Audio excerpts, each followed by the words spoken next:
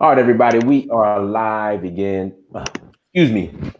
Sorry, I just finished eating some lunch. So we are live again, Dynasty Mirror Search for Uhuru. And on today's show, I have the brother Kwesi on with us. And today's topic is, can reparations fix the failing school systems in the Black community here in America? Now, of course, this reparations discussion is getting, I guess, more detailed, and some people just want to check.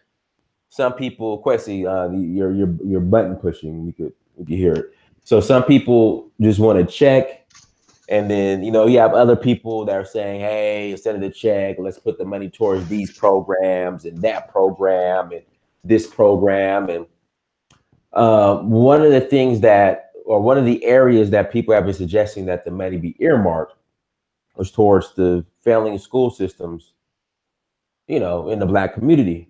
And my thing is like, look, every year a politician gets up and stands in front of the Black community and says how he's going to fix the schools. He or she is going to fix the schools, and the schools are still terrible. So, do you think reparations can save the failing school systems in the Black community? Well, And then, from a Chris, do me a favor. Introduce yourself. Tell everybody who you are and where you're from and what you do and all that good stuff. All right, my name is Kwesi. I'm Poncha. I am a youth development specialist, a youth advocate in South Carolina, right outside of Charlotte, North Carolina. So I will always say Charlotte, but actually a small town called Fort Mill. A lot of people are familiar with the area Rock Hill, which produces a lot of football players, notably Ben Watson. You're familiar with Ben Watson. I played with Ben at University of Georgia. Yeah, and recently Jadavion Clowney, and a host of Mhm. others. So I'm here. I work with children in the juvenile justice system, and I have a program that I do, an after school based program in the summer camp as well. Mm. No, bro. So what are your thoughts on the whole reparations should be directed towards things like the school system? Well, so we have to put things in a historical context first and foremost, and let's look at how the school system in this country was instituted. You know, Mhm. the schools were primarily financed by wealthy bankers and financiers like uh, the Rockefellers, the Carnegies, the Mellons, and these are avenues that they use to train and prepare people to go and work for corporations. So in essence, education is a way for corporate interests to have more cattle, so to speak. So we look at Black education historically. We have to bring the whole slave narrative in. At one point we were not able to learn, so we learned the best we can on the plantations.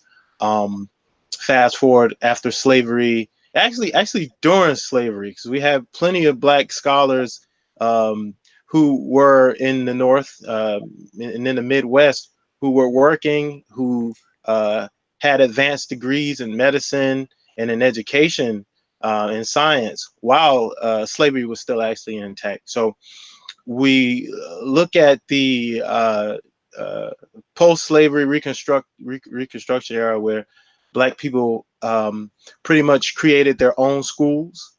Most of them were based out of churches or community settings where we have very little resources and still produce some of the world's greatest thinkers. We Right. look at all the accomplishments of people like Benjamin Banneker.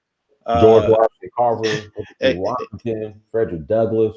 yeah, we can go on with little resources, right? And anything that did come by way of um, advanced degrees into the colleges and universities, of course, again, that education was geared towards creating, again, people who could be used for corporate interests. So here we go now today. Our schools are failing. We spoke earlier, and again, I pulled the data and I looked at it nationally. On a national average, fourth grade reading with all children. Fourth grade reading, about 36%, 36 to 40% of the population is where it should be at fourth grade, and about 40% at eighth grade. And for African Americans, for Black people, I don't even like to say African Americans. I'm sorry. For Africans, for Black people, those numbers are more like 80% and 20%. So nationally, it's at 36 and 40% for all children, and then for African Black people, it's 18 and 20%. And that's the fourth grade. When you look at the eighth grade is even worse. Only 16% of African students are at reading proficiency, and only 13% are at math proficiency. Okay, so And quick, actually, there was sorry to cut you off for, so I won't forget. There was a study that I need to pull this up that I think Black children in LA, hold on, can only read at like a hold on. Continue. Let me look it up. Go ahead and continue. I'll pull it up. yeah, pull it up. It's always good to have the data. A lot of information is online for people who want to see, these statistics. I'm not a scholar. I'm not a sociologist or a psychologist or education major. I'm just interested in the data. I'm interested in seeing how our students are performing because I work with youth. So, when we look at things in a historical context, we have to remember that when money is allocated to schools, historically, it was to prepare our students for jobs. Now we're moving into a technical field. Technology, STEM is on the rise. We have more and more people coming from India and Asia who have this background, who have the knowledge, and they're getting these jobs. So you have organizations that are pumping money into our communities to try and help fund this education, but it's too late. Like the machine is dying. So we can't pull more resources and fund these educational ventures and opportunities and hope it's going to make a difference. Like I found it. 75% of Black California boys don't meet state reading standards in California. 75% don't meet standards. Yeah, don't meet them. All right, that goes back to those statistics again. Yeah. Only about 20% nationally do. Right. So pumping more money into it is not a solution, because the problem is methodology, for one. What kind of methods are the schools using to teach? And secondly, there aren't enough jobs. The education field is shrinking. We don't need people in this country anymore. If you don't have technical skills, science-based skills, STEM skills, it's almost like people are becoming more and more obsolete. So Right. why would we take a reparations movement and say, hey, let's send more money towards education when people are becoming obsolete? It's a waste. Repeat that again, because and I keep telling people this story. So I do sales. So I was on a sales call. This was in Noonan, Georgia, at an account. And, we were walking through the warehouse area, the plant area, and I see this forklift with nobody on it doing what forklifts do. And he was like, yeah, all the forklifts are automated. Absolutely. And a lot of fields are going that way. Don, so when's the last time you've been to the grocery store? I was just there a couple days ago. Now, how often do you go into a grocery store and there's self-checkout? Oh, all of them have self-checkout now. I mean, if you can't look around and see how everything's automated. Hey, do you guys have Piggly Wigglies in North Carolina, South Carolina? There may still be someone in like the Charleston areas, more down around the coast, but where I am, there are no Piggly Wigglies. Yeah, well, the Piggly Wigglies don't, but there's a reason behind that, because it's Piggly Wiggly. So go ahead. Walmart is dominating everything here where I am. Walmart, Harris Teeter, places like that. And these stores are primarily, going into self-checkout. It's like everything's assembly line fashion. The assembly line model is the prime model for production. This is a capitalist society. So the less people we have to pay, the more money we can profit. And I don't think Black people understand that. We are not a necessity in this country anymore. How can I put it? They know it, they just don't want to accept it. I don't know what it is. We have a problem with dealing with reality. That's the issue. Absolutely. And one of the greatest problems that we deal with is that black people, for the most part, don't believe that we can be exterminated or we can be wiped out or that we can be non-consequential. But all Right. you have to do is look at the data. Our people are the 45 million black people in this country. And when you look at prison, unemployment, underemployment, literally half of the black population in this country is suffering or dying. What's the cause of it, Kwesi? Like what? Like if you could pinpoint it, I mean, I know the cause of it because the system's doing what the system was intended to do when Europeans first came here and established, America or whatnot. But for those that just don't want to accept that, maybe, and you're another set of eyes and another brain, what's the cause? It goes again to European capitalism and exploitation. We are just not needed anymore. People are obsolete. And when you look at population growth, you look at the expansion of foreigners who are coming into the country who are more skilled than most of us are. When you look at the influx of Latin Americans coming into the country trying to escape the terrorism that they're being inflicted upon in their countries, we're literally running out of space and time in the necessity. So the black person in America, and we had so many scholars in the 60s and 70s tell us that genocide is being waged on us and we're killing ourselves at the same time. Malcolm So X warned us. Neely Fuller's warning us. Francis Cress Wesling warned yeah. us. But people just, I don't know. Do you ever listen to what's his name, Antonio Moore, Tone Talks? I do, I mean, I don't agree with everything he says, or Yvette Carnell. Mm-hmm. I think a lot of it is just, how can I put it? I think they're over exaggerating Mm-hmm. with a lot of, especially all the anti, and they will say they're not anti-African, but I see from listening to them, you would think the African immigrant is more of a threat than the Hispanic or the Mm-hmm. LGBTQ or, Yeah. So I I think don't. that's why I don't Yeah. agree with Mm-hmm. everything they say. I agree that there is a debt that needs to be paid to ADOS, Yeah. but when they get into all that other stuff, it's like, nah, Yeah. y'all are just tripping. Y'all tripping. Yeah, I don't pay any attention to them anymore. I used to be a big fan, but once they started this whole ADOS movement, I went the other way. And Mm-hmm. actually, I would love to start a new movement and call it DOSA, Descendants of Enslaved Africans, or Descendants Mm-hmm. of Slaves who were African. But anyhow, a lot of what Antonio Moore does and Dr. Jared Ball does, they look at all this data. And there was a study that was published, I think, a year or two ago that says that the black wealth by the year 2050 is going to be zero, Correct. totally zero.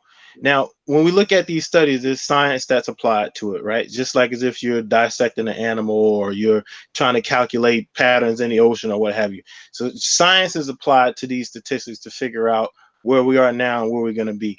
And it's you can't deny data like that. When you look at our condition right now, again, 45 million people in this country, almost 30 30 million are just not going to survive. So we can't deny the truth when we see the data, and I think more of us need to look at the data, share it, and say what it means realistically. So we look at all of the shootings that took place. For example, was it Memorial Day weekend. Yeah, we're in Chicago. The regular, the normal suspects, Chicago and I think Philadelphia and Baltimore. Yeah. All over the country. Like if we're not killing ourselves off slowly through violence in the communities, through broken relationships and families, drug abuse, poor eating habits, if we're not doing that to ourselves and wiping ourselves out, then of Mm-hmm. course there's a prison population. There were some studies a couple of years, actually just 2 years ago, and then in January they released a new study saying that the opioid epidemic impacted middle-aged black men more than we thought it did white people. Mm-hmm. So we got to take all of this stuff and accumulate it together and say, yeah, this is real. Genocide is real. We Right. don't think it is though, because we're not being marched off to gas chambers like the Nazi Germany but a slow death, an economical death, is very real. Mm. But like I said, the issue I have with Tone and Yvette is they're making it seem as if the African immigrant is more of a threat than the Latin American, the immigrant coming from bottom south of the border. And that's my issue. It's like you literally have in LA where African Americans are being targeted by these Latino gangs, like literally being targeted and taken out and shot at and killed, you know. So it's like, come on.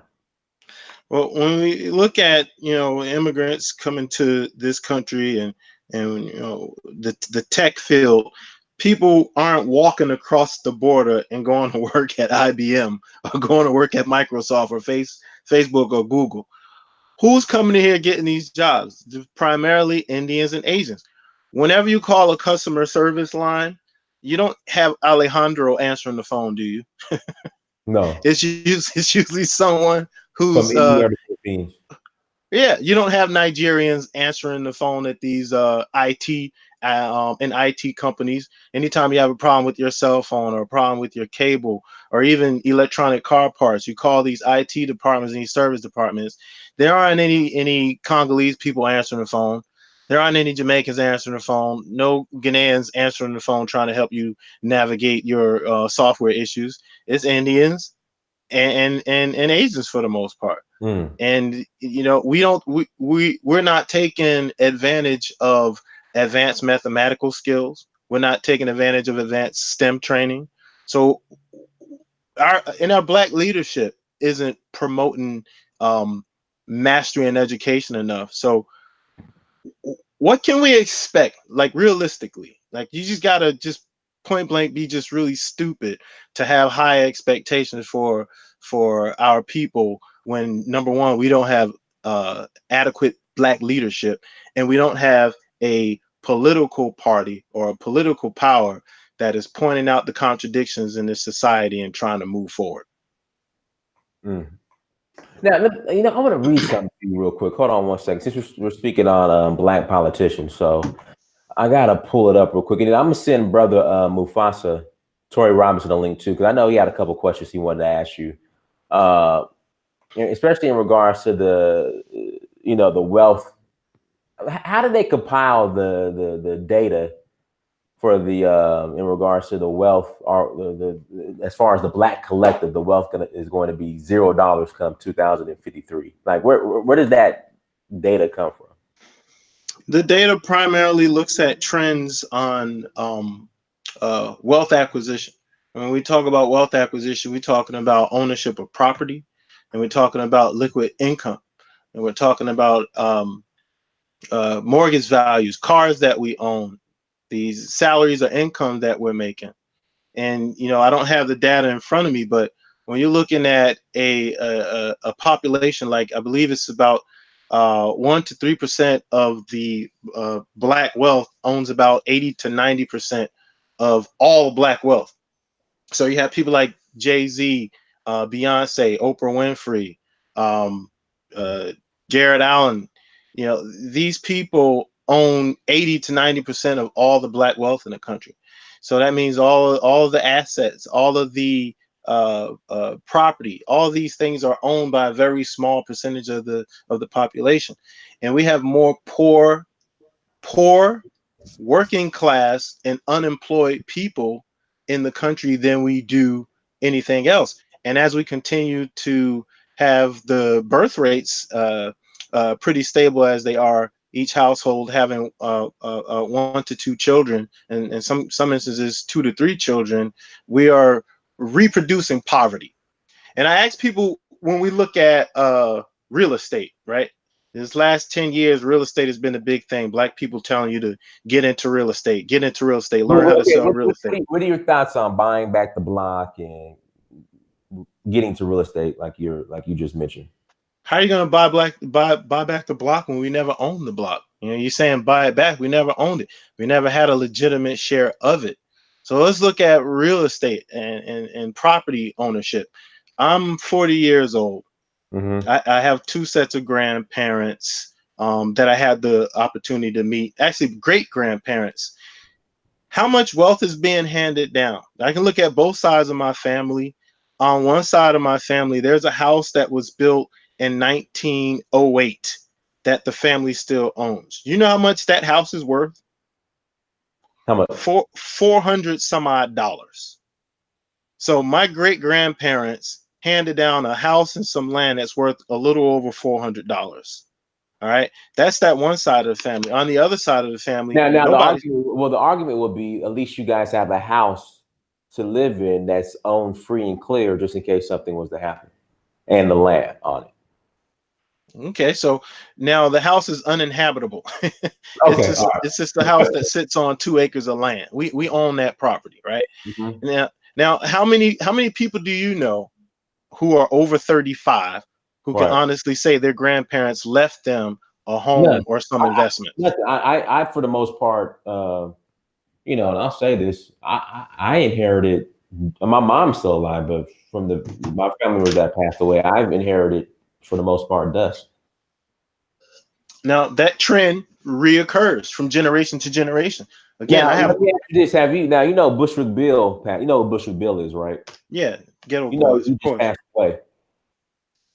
Yeah, no doubt. Rest in peace. They have a GoFundMe going on right now, trying to raise money for his funeral. Yeah, and that's not surprising. But again, look at his network. Look at everyone that he was attached to over his career. Do you mean to tell me that no Yeah, but one? he was attached to Jay Prince, who's supposed to be, you know, up on this. Okay, but we don't have a core black movement or core black values to where we can transfer wealth from one person to another. And that's just what I was talking about. You have a handful of people who have the wealth. It's not trickling down to the rest of us. And Bushwick Bill and his funeral expenses is a prime example. Hey, Peace. Let me Shout jump out to in. brother Mufasa who's on. Go ahead, brother. Yeah, what's going on? I wanted to jump in real quick. I wanted to rewind a little bit back to the article because a lot of people are throwing this article around, and Dinus asked a little bit, but I wanted to know even deeper. Like, have you or anyone you know of broke this article all the way down? Who funded the article? What was the reason they did it? What trends did they use? And then I have a follow-up question after that. But have you, like, do you know who did the article, their exact methodology?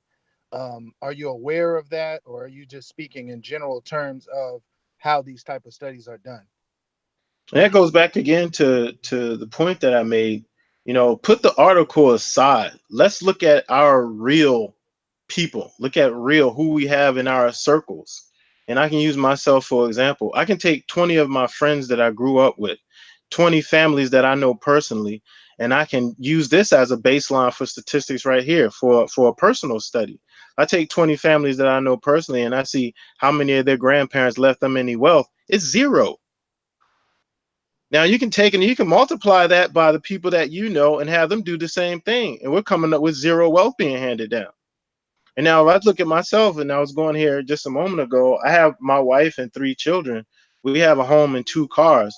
Our our value, our assets right now, you're not talking about liabilities, but our assets, things that we own, we can pack up and walk away with tomorrow. We're one family. We're probably worth a good about $10,000. And we have 3 children. I have a daughter in college and I have a baby in the cradle, 3 months old. So over the next 10, 20 years with us working 2 jobs and we don't have an opportunity to make any investments, what do we have to that's solid that we can hand down to our children? We can't hand them down 2 cars. We don't have any investments. We don't have any profit sharing 401ks that we can hand down. Once we do come into contact with those things, we need to use them to pay off bills, to pay off other debt. We still have student loans. We'll be paying student loans until my daughter, who's my son actually, who's a newborn baby, will still be paying off debt when they get ready to go off into college. This is a vicious cycle that's repeating. And we have people in our community who are beating these odds and who are changing these statistics around. But again, 45 million people in the country, 30 million underemployed, unemployed, incarcerated, and those numbers are steadily rising. So you can take a lot of data and put it together, and you can argue against these studies, but you can't argue Well, against every single study that's okay, done. so Is that a no? That you haven't done those things? No, I haven't done it. Okay. Well, I and haven't the done only it. reason I bring that up, I'm not disputing anything that you said, but there's a couple reasons I bring that up. A few years back, there was a movement. What was it? The March on Wall Street, where they Yeah. the whole thing Yeah. was where the 99%. There's Right. wealth calcification. 1% has these things. So when we speak in circles amongst each other and we say, "Hey, does any of your people have money? Do any of your people have wealth? Do any of your people have wealth?" We're common people speaking amongst other common people. We don't know exactly what's going on because most of my personal friends didn't have anything passed down to them that I know of. One of them had a house passed down, but that's really debt passed down because there was bills owed, right? Mm. But at the same time, I do know somebody that has I know a couple people that have some real money. Okay, one was a family parent, and I know some people. I know a couple. Well, I know one for sure millionaire, and I know some other people with money. People with money like that are not really like, if we jump over to white folks, it's not like they're just all of them have money. There's some of them that have money. So the reason it's important that we get to the bottom of the methodology of this data is because this data is very important as far as propaganda. There's a lot of people, like I've heard people do videos saying the wealth of America is going to be zero by 2053. So in so many words, fuck it. You understand that? And in college, I had a professor. He told me social studies like that don't really work because you never know what is coming in the next 20 years. The next internet could come out. The next .com bubble could come out. You know what I mean? So it's important that we look at how these things exactly work, because we could say no one I knows, but the methodology of that case study is bad because you're not looking at the black people that have money. And if we include them, maybe it won't look as bad as we think, or we don't know exactly how it looks, and it won't be so damn hopeless. You understand what I mean? Now, again, back to that study and all other studies that are done. If you got to look at things holistically, right? You got to look at the entire population. If there's 45 million black people in this country today, right? And let's say exponentially every year, the number goes up another million. So in 2020, the population is going to go to 46 million, right? And then 2021, 47, 48, 49, 50 million. When you look at between now and 2050, you have about 400 black millionaire and billionaires in this country. All right. The wealth gap is not decreasing. It's not shrinking. Black people aren't becoming millionaires overnight. It's just not happening. But black people are becoming more and more poor. Poverty is increasing. Unemployment is increasing. Even against the statistics, incarceration rates are increasing. You look at like I mentioned, the opioid crisis. In 2012, there was about 7,000 people who may have died nationally. Here we go, 2018. Last statistics I look at, 65,000 people died from opioid overdoses. So you can look at exponentially how numbers are increasing and how numbers are decreasing, and you can make a fair analysis on your own without using any of that data. You can take anything. You can look at how many people are vegetarians in 2000, and then how many people are vegetarians in 2010, how many people are vegetarians in 2020, and you can find a trend on your own. You don't have to use anybody else's data. Yeah. Well, listen, I don't want to. And if I can interject real quick, now, hit that like button as you come in, please. Please hit that like button. But I'm gonna read. I actually read this article the other day, and I live in Atlanta, and some people might say it's propaganda, but I live in Atlanta, and I think the information is true, and it's in diverse Metro Atlanta. Why are less than a quarter of homes black owned? Now, Atlanta's supposed to be the Black Mecca, but less than 25% of the owner occupied housing is by black people. And That, as I look at it, especially now with gentrification and people, flipping these houses, like it's some Jewish dude or some Italian dude or somebody that, like, when the black family moves out or is put out or whatever you want to call it, they're the ones coming and renovating the houses and then putting them on the market. So like this is believable because I live like in Atlanta. Yeah, well, So, this is okay. No, but there's a difference between a current analysis of existing data and 20 years from now, X is going to happen. You understand what I mean? Mhm. So we All we, right. we got to be, hold on. Let me just say this because I don't want you like when your rebuttals, you're not really arguing against me. I agree with everything that you're saying. Basically, in so many words, black people are on a downward slope from a wealth perspective and an income perspective. I understand that. But I just, what I don't want to see our people do is because we see that now all of a sudden anybody could drop any type of propaganda in our lap. And then all of a sudden we just accept all these studies and these things really shape the way people think. We got to stay on our guard with these things. And if it's going to be bad, let's get exactly how it's bad with the right methodology and let's reject anything else. That's all I'm saying. How most black people don't pay attention to this data or this research, though, bro. Yeah, You but know we how are important. Like the thought leadership and the people who actually give a damn are few in number. And if people are being discouraged, the people who can actually make a difference, which is those of us not just talking but listening, because the majority of black people don't give a fuck about any of this. But the majority of absolutely. all groups of people do not do, like most white people are just dumbass. They don't do shit. It's the most important people that matter. It's the leadership that matters. So those of us sitting here saying, well, we're going to be broke in the next 20 years anyway, because the article said so. So fuck it. That's a big ass deal, bro. no, but the thing is, as far as You white get people, I worked in corporate America for almost 11 years. These cats have trust. Their grandmama, grandpappy has passed down money, and that's something that's not going on in the black community. Like they talk about it. So again, the white person you might see that might be a millennial is stupid as hell. But trust me, they have a safety net or cushion from when I don't know what it is when grandmommy passed away. Trust me. Yeah, no, I believe that. I believe and that. it's also a matter of how you frame it or what context you put it in. I mean, you don't have to take it and say, "Oh, wow, we're going to give up." Being that you have a greater level of consciousness, what can we do to work to change that around? Is basically what you're saying. Rather than look Yeah, at it yeah. as a but realistically though, we got to go back and just think realistically. Look at the condition of black people in America. We can go back and look at another study. In the 1970s, there were roughly about 12,000 black people in prison. 12,000 black people, roughly 1970. Here we go, 2020. There's 1.5 million black people in prison. So if we take every 5 to 10 years and do a study, we can effectively calculate how many black people just might be in prison by the year 2050.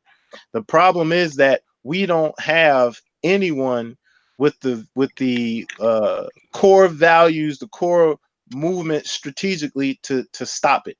And another thing is we fail to realize that it's prepared for this to be this way. We honestly cannot plan and look for a future in this country. That's the point that I think that needs to be driven home. Why should we try and argue against this narrative when we can figure out other ways like Dynas does? He travels to the continent of Africa. We can look at taking us that have a greater intellectual capacity and a greater understanding of cultural values and figure out how we can survive somewhere else.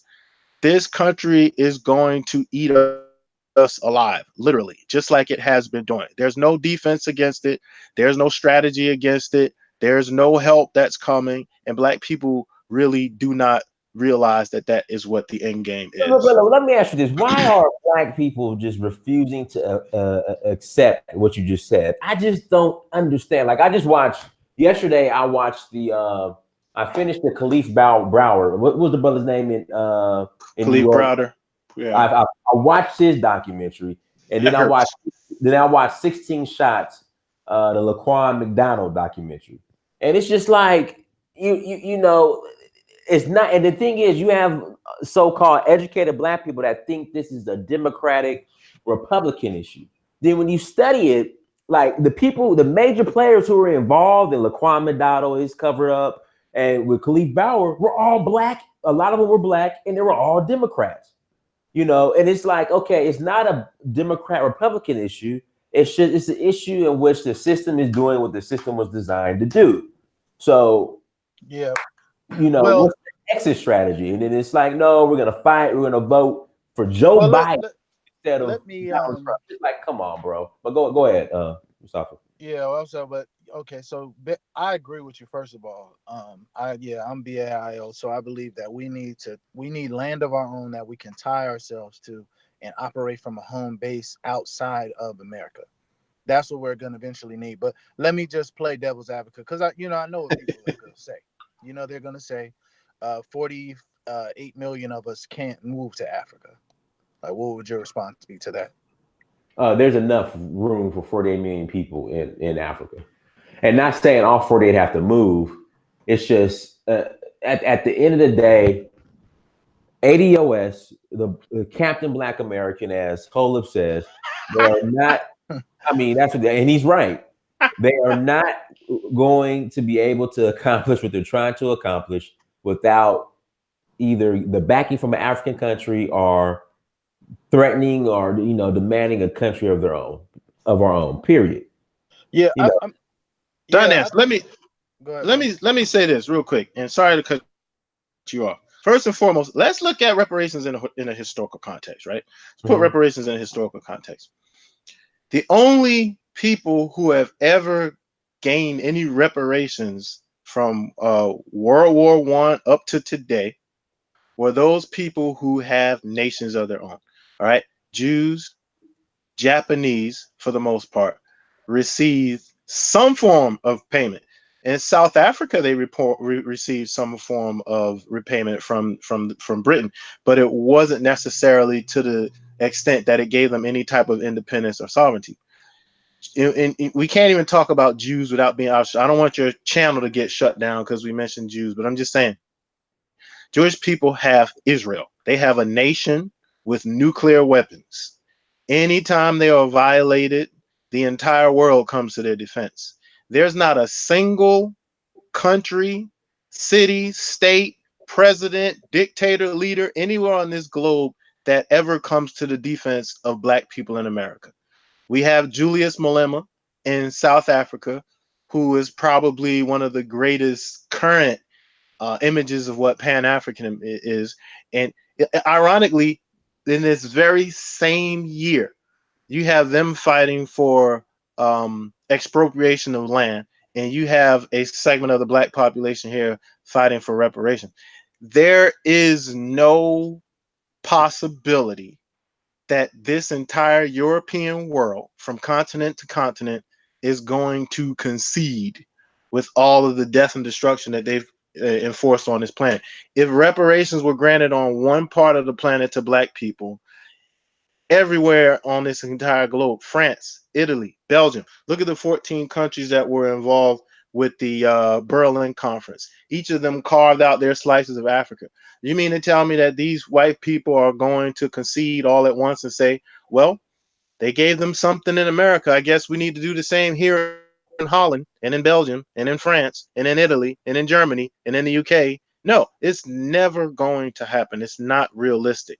All this is some rhetoric that's being used to drum up some good democratic support for these candidates coming into the next election. And I'm going to make a prediction right now. Donald Trump will have a second term. I already predicted that. Donald Trump's not going anywhere. Yeah, I didn't know you did that, but they're I already said that. Donald Trump's not going anywhere. Yeah. So again, Yeah, you look at the population. I agree with what you're saying. I think well, I'm not going to say that it can't happen or anything like that. If you put a short time frame on it, I'll say it can't happen.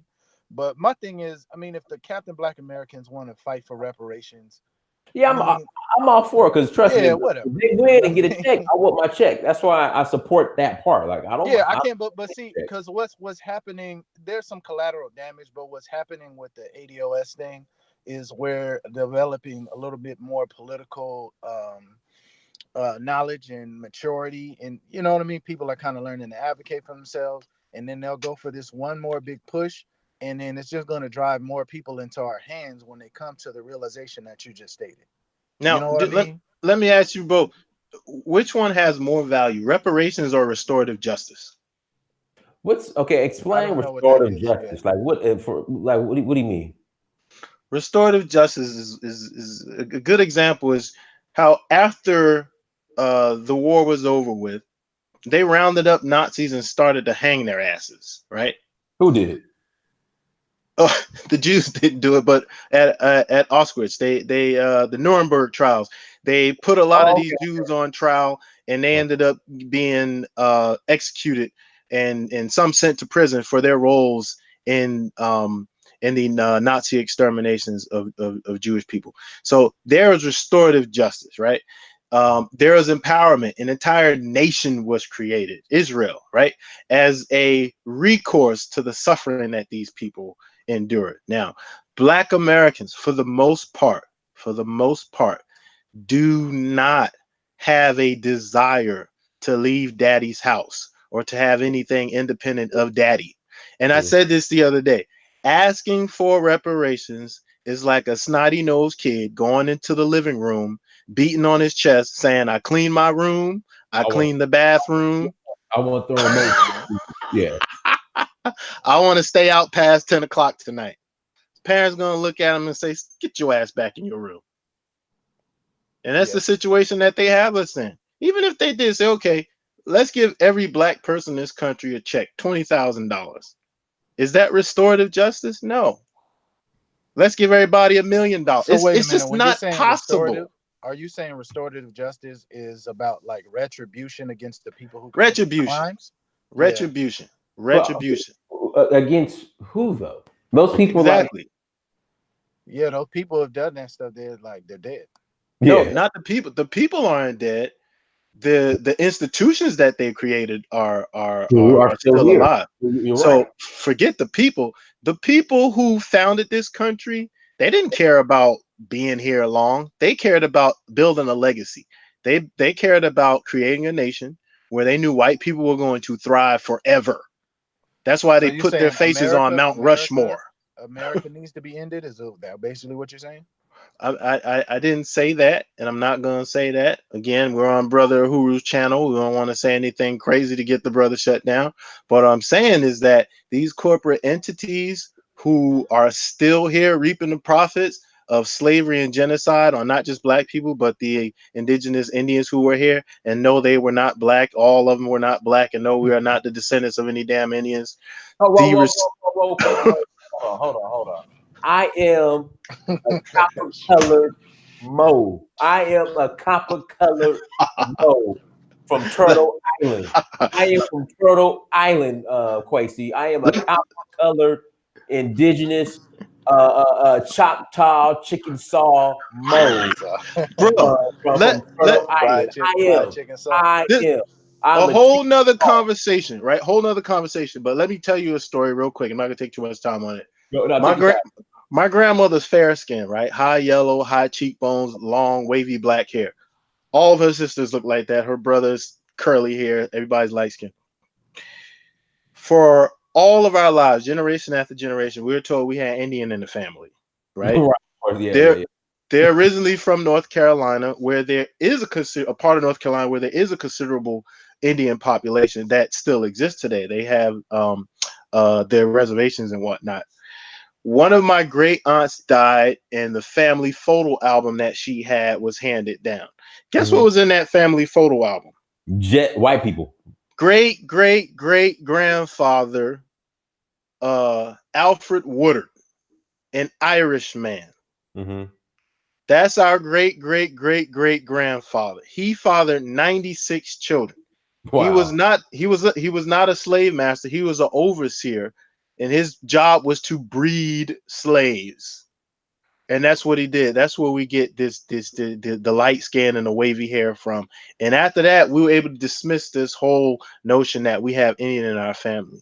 If every Black person would be honest and agree that some poor woman in their family was raped by some white man, which a lot of Black people are not willing to admit, that your great great great grandmother was raped by some nasty perverted white man, probably when she was 12 years old, and birthed your great great grandparent, that a lot of us wouldn't have the complexion and the hair that we do. There's no Indian lineage, not for the most of us. Hell, most of the Indians were dead by the time the slave ships came here in full force, and that's another issue that we could discuss.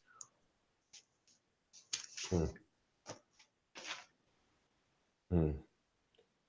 Let's see here. Let's see what we got here in the chat room. Yeah, I Brother, was about to say there's that too. Oh, God. brother Sheikh Sise says, let's say somehow there were 20 cruise ships with 3,000 capacity and ADOS got money and land for reparations. Maybe 10% will go to Africa. Nah, he's probably less than that. Man, 10% wouldn't go to Jamaica. True. Nah, yeah, people ain't trying to go nowhere.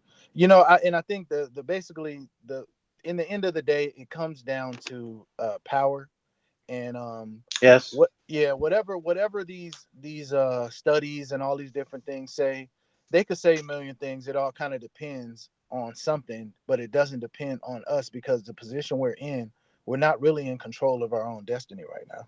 You know. Absolutely. I And agree. people, they want to talk about power. They want to, yeah, bro, I got power. Look, I'm doing real estate. It's like, or I'm doing this. It's like, bro, you don't understand. You're doing the bottom feeder hustles that are left over in the society. If you look Absolutely. at, all the black people, they all fall into basically a couple categories of so-called entrepreneurship. They only fall into these small things. Even like what you're calling entrepreneurship is not truly entrepreneurship. Like No just doubt. because picking up and selling weed, flipping homes, all of this, that's not entrepreneurship. Entrepreneurship is having a vision, seeing a problem, and solving that, right? So they can't drink water. These 60 million people in the Saharan area, sub-Saharan, can't drink water. I'm gonna come up with the methodology and the technology to feed them, and governments are gonna have to pay me, and the people are gonna pay me. That's No doubt. entrepreneurshure. You see what I'm saying? I We're always not say even in simply, an that yet. entrepreneur is someone who creates jobs for other people. Yeah. Oh, don't get me That's my wrong. simple. That's true. Okay, so but technically, but when when you look at like if you look over history and you look at the real people who are considered entrepreneurs, it's people who they solve problems and create a new lane. They solve real problems. The No people doubt. creating self-driving cars, that's entrepreneurship. Tesla, that's entrepreneurship. You know what I mean? Like, I guess if you could create jobs with a restaurant, but there's Yeah. always restaurants. You understand? Unless you're doing something different and solving a new problem with your restaurant, you're really just a part of the hard infrastructure. You're not a Agreed. true entrepreneur. And yes, technically it's entrepreneur, but I think y'all know what I mean. Yeah, But and another absolutely. thing too, and this is where I agree with Yvette Carnell. Only out of all the black entrepreneurs with their own businesses, only like maybe 5% actually offer like health insurance and benefits to their employees. Wow. Wow. Wow. And she has a point with that. Wow. Yeah, you're not enterprising. And to agree with Mufasa, I think a good word to use is enterprising. If you're not able to create an enterprise that's self-sustaining and that's going to create generational wealth, then you're not really engaged in anything that's really entrepreneurial. So I agree with you there. Brother Joey T, I sent you the link. So we're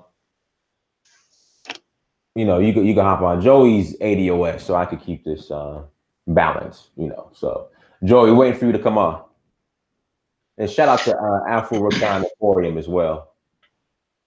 Thank you for joining, guys. Make sure you hit that like button. We have 93 likes only, and we have 210 people watching. Only 93 likes. Please hit that like button as you come on, and also make sure you guys go to straightblacklove.com. Go to straightblacklove.com as well. So check that out. All right, go ahead. Now, Dynas, let me get your thoughts on Pan-Africanism and Go ahead. why it's important or not important. I don't know. No, I think it's important because moving forward, if we don't move forward as one, I mean, we are in trouble. And Pan Africanists are concerned about the best interests of Black people all over this planet. And that's how we have to move forward, because that's how Asians are moving forward. That's how the European move forward, as you discussed the Berlin Conference. So at the end of the day, the Pan-African is concerned about the best interests of Black people all over this planet and us moving forward to get our agenda done. Now, wouldn't it make sense? I mean, again, we're not specialists in any field, but wouldn't it make sense back to the Berlin Conference to look at how these people went around the world and decided they were going to dominate the entire planet to the point that anywhere you go on this planet, there's a European influence? Wouldn't it make sense to look at what they did and try to figure out how Black people globally can go around the planet and create an imprint? I mean, am I wrong? No, you're not. But see, the thing is, I think the difference between Black people is we don't have to leave Africa. See, them coming to Africa was a necessity for survival. The Mhm. Black man does not have to leave Africa because everything is there as far as resources. There's nothing in Europe. You're right. You're so right. And that land mass itself, I know we looked at the studies that show if you take all of the land masses, inhabitable land masses around the planet, they don't equal up to the size and the value and resources that Africa does. Exactly. So there really wasn't a need for Africans to leave the continent. I mean, there's really not, because I everything is went I went to Ghana January, February for the first time. It was my only trip to Africa. okay. Actually did the Sankofa trip with Dr. Obadale Kambon's mom, so I got to Okay. go out there Okay. with Cool. them. Cool. How's Obadale's father doing? The father doing? How's he doing? He's good. They're in Ghana now. Actually, spoke to them yesterday. Did they Um, move back for good, or are they still in North Carolina? they're still in North Carolina. They take groups over on the Sankofa journey every year. I went with a special group. We actually went to a small Akan village and we did a Akan initiation rites there. Okay. So I got to visit a small town called Mumpong, and I love to tell about it because this is a small community inside of Ghana that's almost self-sufficient. And I'm not going to say it's totally self-sufficient because they don't have their own drinking water. They still have to purchase drinking water. Mm-hmm. But this is a community where everyone shares food, shares resources. Nobody running down the street shooting, and ain't nobody leaning over with a needle in their arm on the corner. Right. Girls ain't hopping in little skirts, and people ain't walking around trying to figure out how to get over on each other either. And that's just one little village inside of Ghana. So I can only imagine how many communities like that are still operating on the continent. Yeah, Uh, but that's not good enough, man. When you say it's not good enough, why do you say that? What do you mean? Well, I mean, because are they amassing power there? Are there growing industries? You understand what I mean? Most of the things that you're praising them for not doing are really just side effects of like major cities and big time not development, but like those are like most of those things happen in major cities or places where people are trying to get it, and the side effect is like crime with the mentality that's created and with the things that are happening. So you're saying it's not good enough, and I'm saying, why aren't we Black people in America finding places like that and bringing them the infrastructure that they need to develop to a higher degree? Yeah, I agree with that. I don't. Yeah, I'm with you. Like like for example, they have to purchase water, drinking water, right? So Yeah. why aren't Black wealth holders in this country looking at places? Well, Akon is the only one that I know of as a celebrity. I've seen the work that he's doing personally.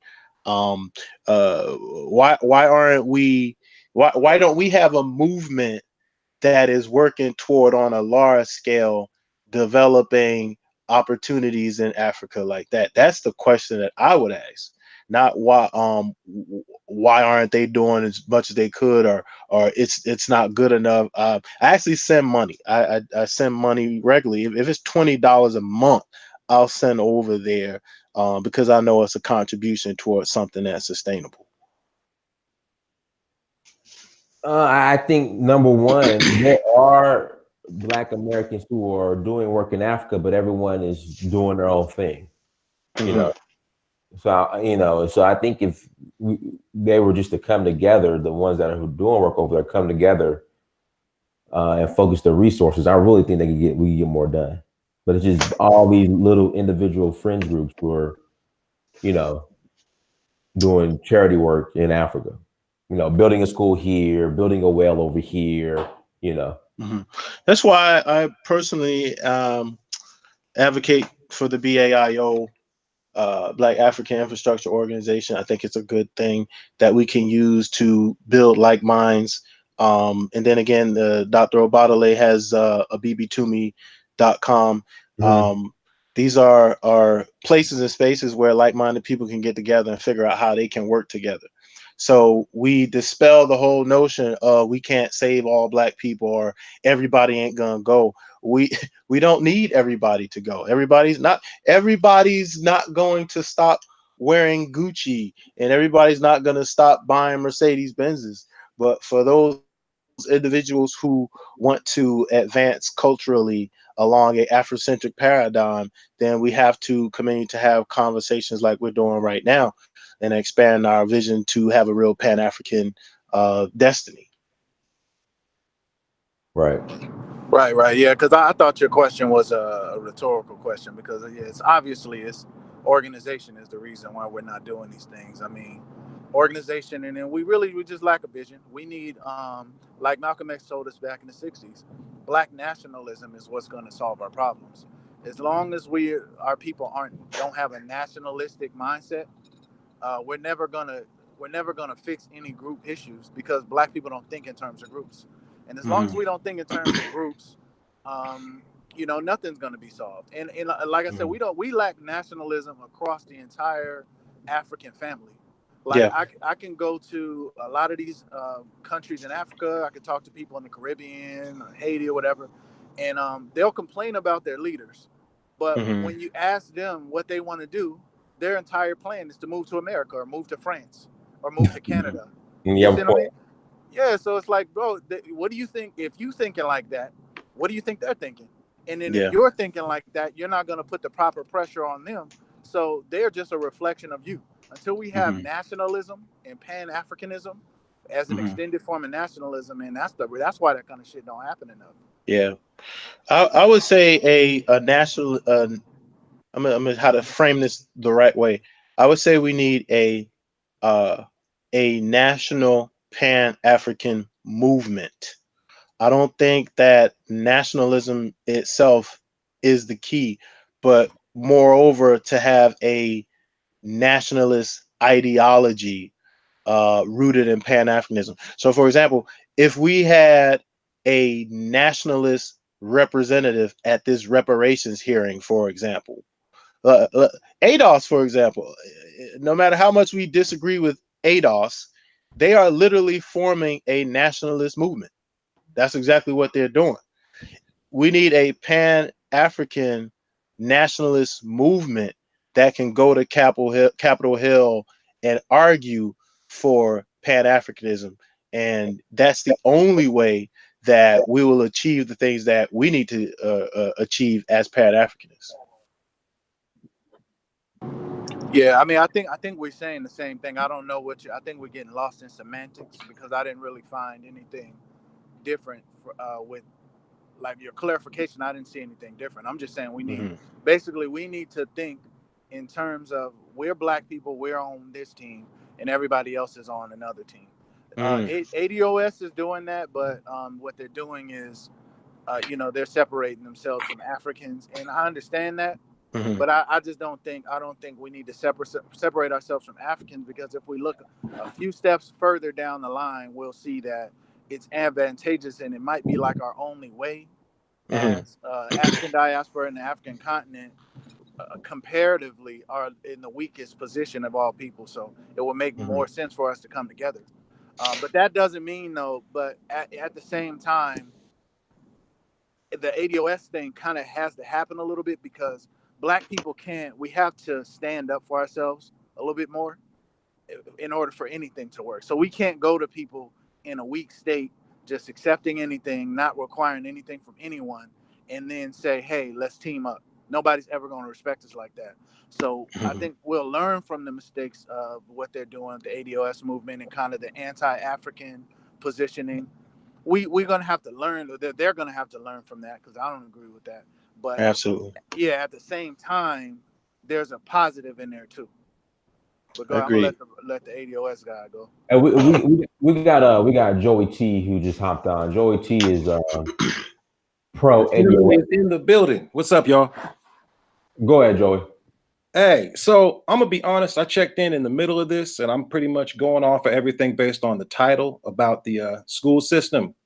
So, just to answer your question right off top, Dinus, the goal is not to fix the public school system. At least from what I'm understanding, what a lot of members of ADOS are speaking on, we've given up on that. We know that that system is not built for us to win with.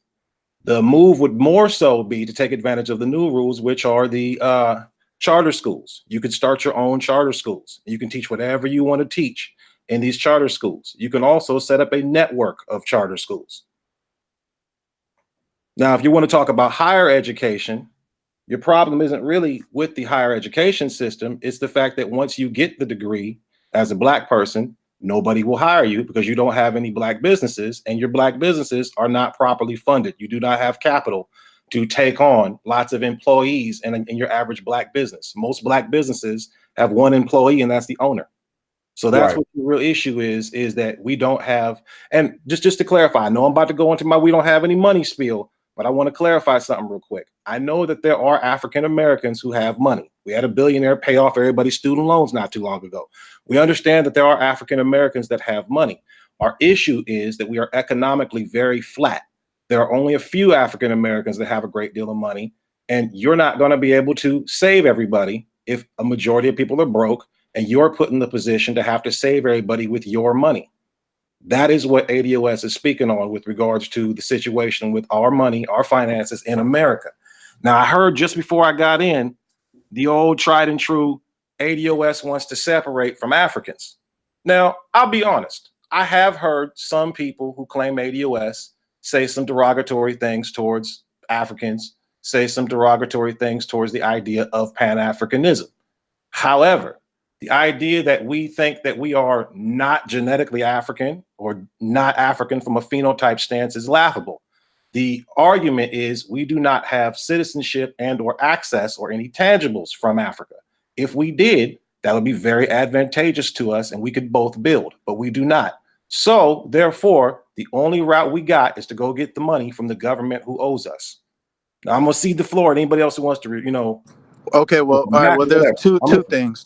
First of all, I wanted to just ask you to clarify. You said charter schools. Charter schools are public schools.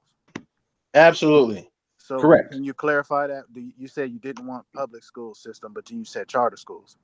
They're funded and they can be started privately. You do not need to get money from the government to start a charter school. But they are still regulated by the government, mandated by the government. And you can have your charter snatched away from you. You can even homeschool. If they snatch your charter school, you can even homeschool. You're speaking right up my lane. I've done a lot of research in the education field, and that's a huge one. I was a big advocate for charter schools when Betsy DeVos was in the running, because I saw, and I hate to say I'm a prophet or anything like that, but I saw when she was in the running, there's a great opportunity for Black people who want to have an independent school to go ahead and jump on in. The only problem is that you cannot create independent African-centered or Black schools and call them charter schools. It is not going to happen. It's not going to work long term. If you're going to be honest about it, you could not. However, and this is just me, I'm a sneaky person. You could easily start a school that wasn't overtly Afrocentric, and they're not going to regulate you. They're not going to check.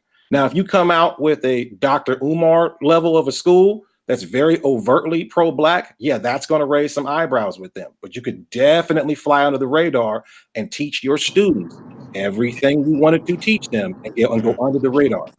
So Absolutely. African pro-Black on the low, basically, like you're going to sneak past them. Mm-hmm. How long do you plan to do that? For as long as need be. What are you trying to teach these kids?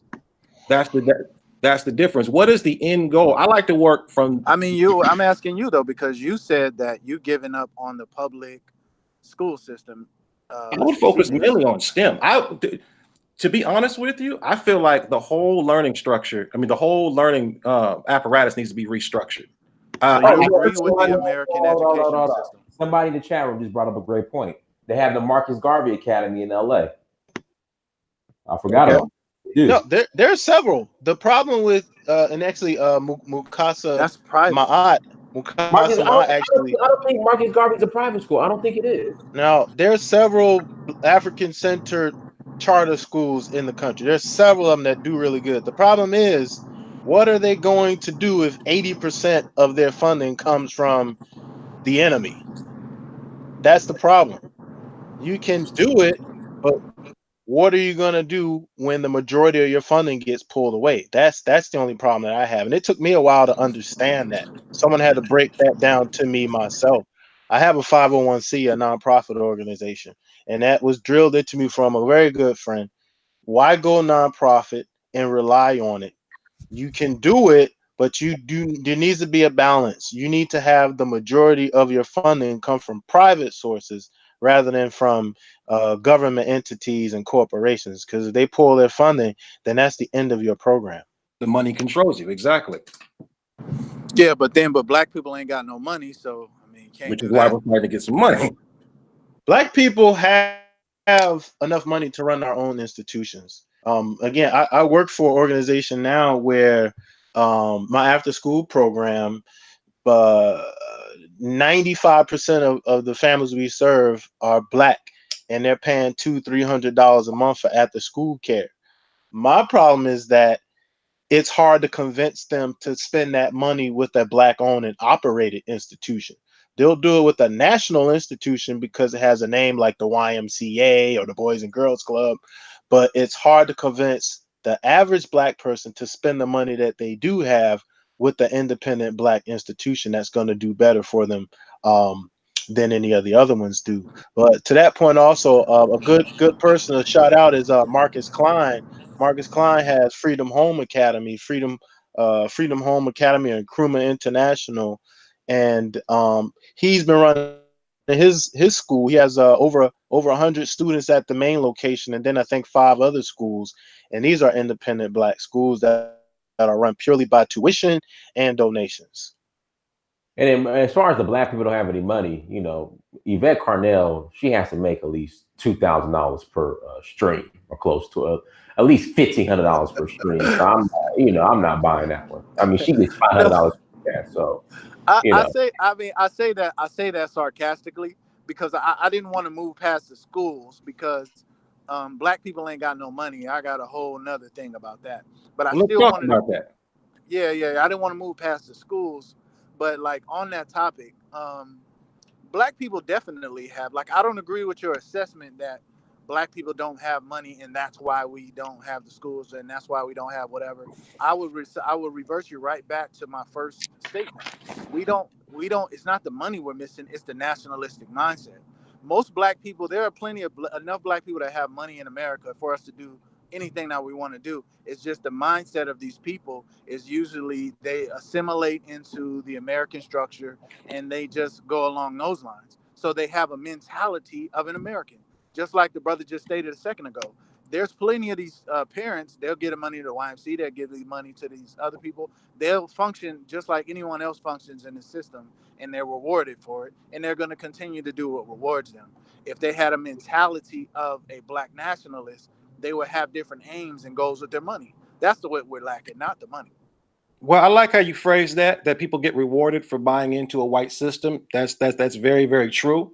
What I will say, though, is this. You guys said something earlier when you guys are talking about people doing work in Africa. You got a lot of individuals doing the best they can, but they're not supported by a group at all, and they're pretty much working on their own. Now, the thing is, when we say Black people don't have any money, we're not literally talking $0 and 0 cents. What we're saying is that Black people as a whole are economically flat. There aren't a large contingency of super wealthy. There's not a large contingency of Black billionaires. There's a few that make it through, and we're happy for them, but there's not a whole lot.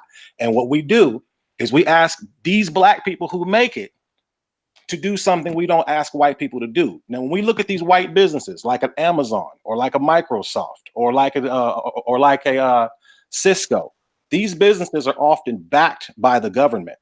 They get lots of financial backing from the government. They hire lots of people because they are backed by the government. Most people don't even know Amazon's still technically not even profitable, but they are very much backed by the government.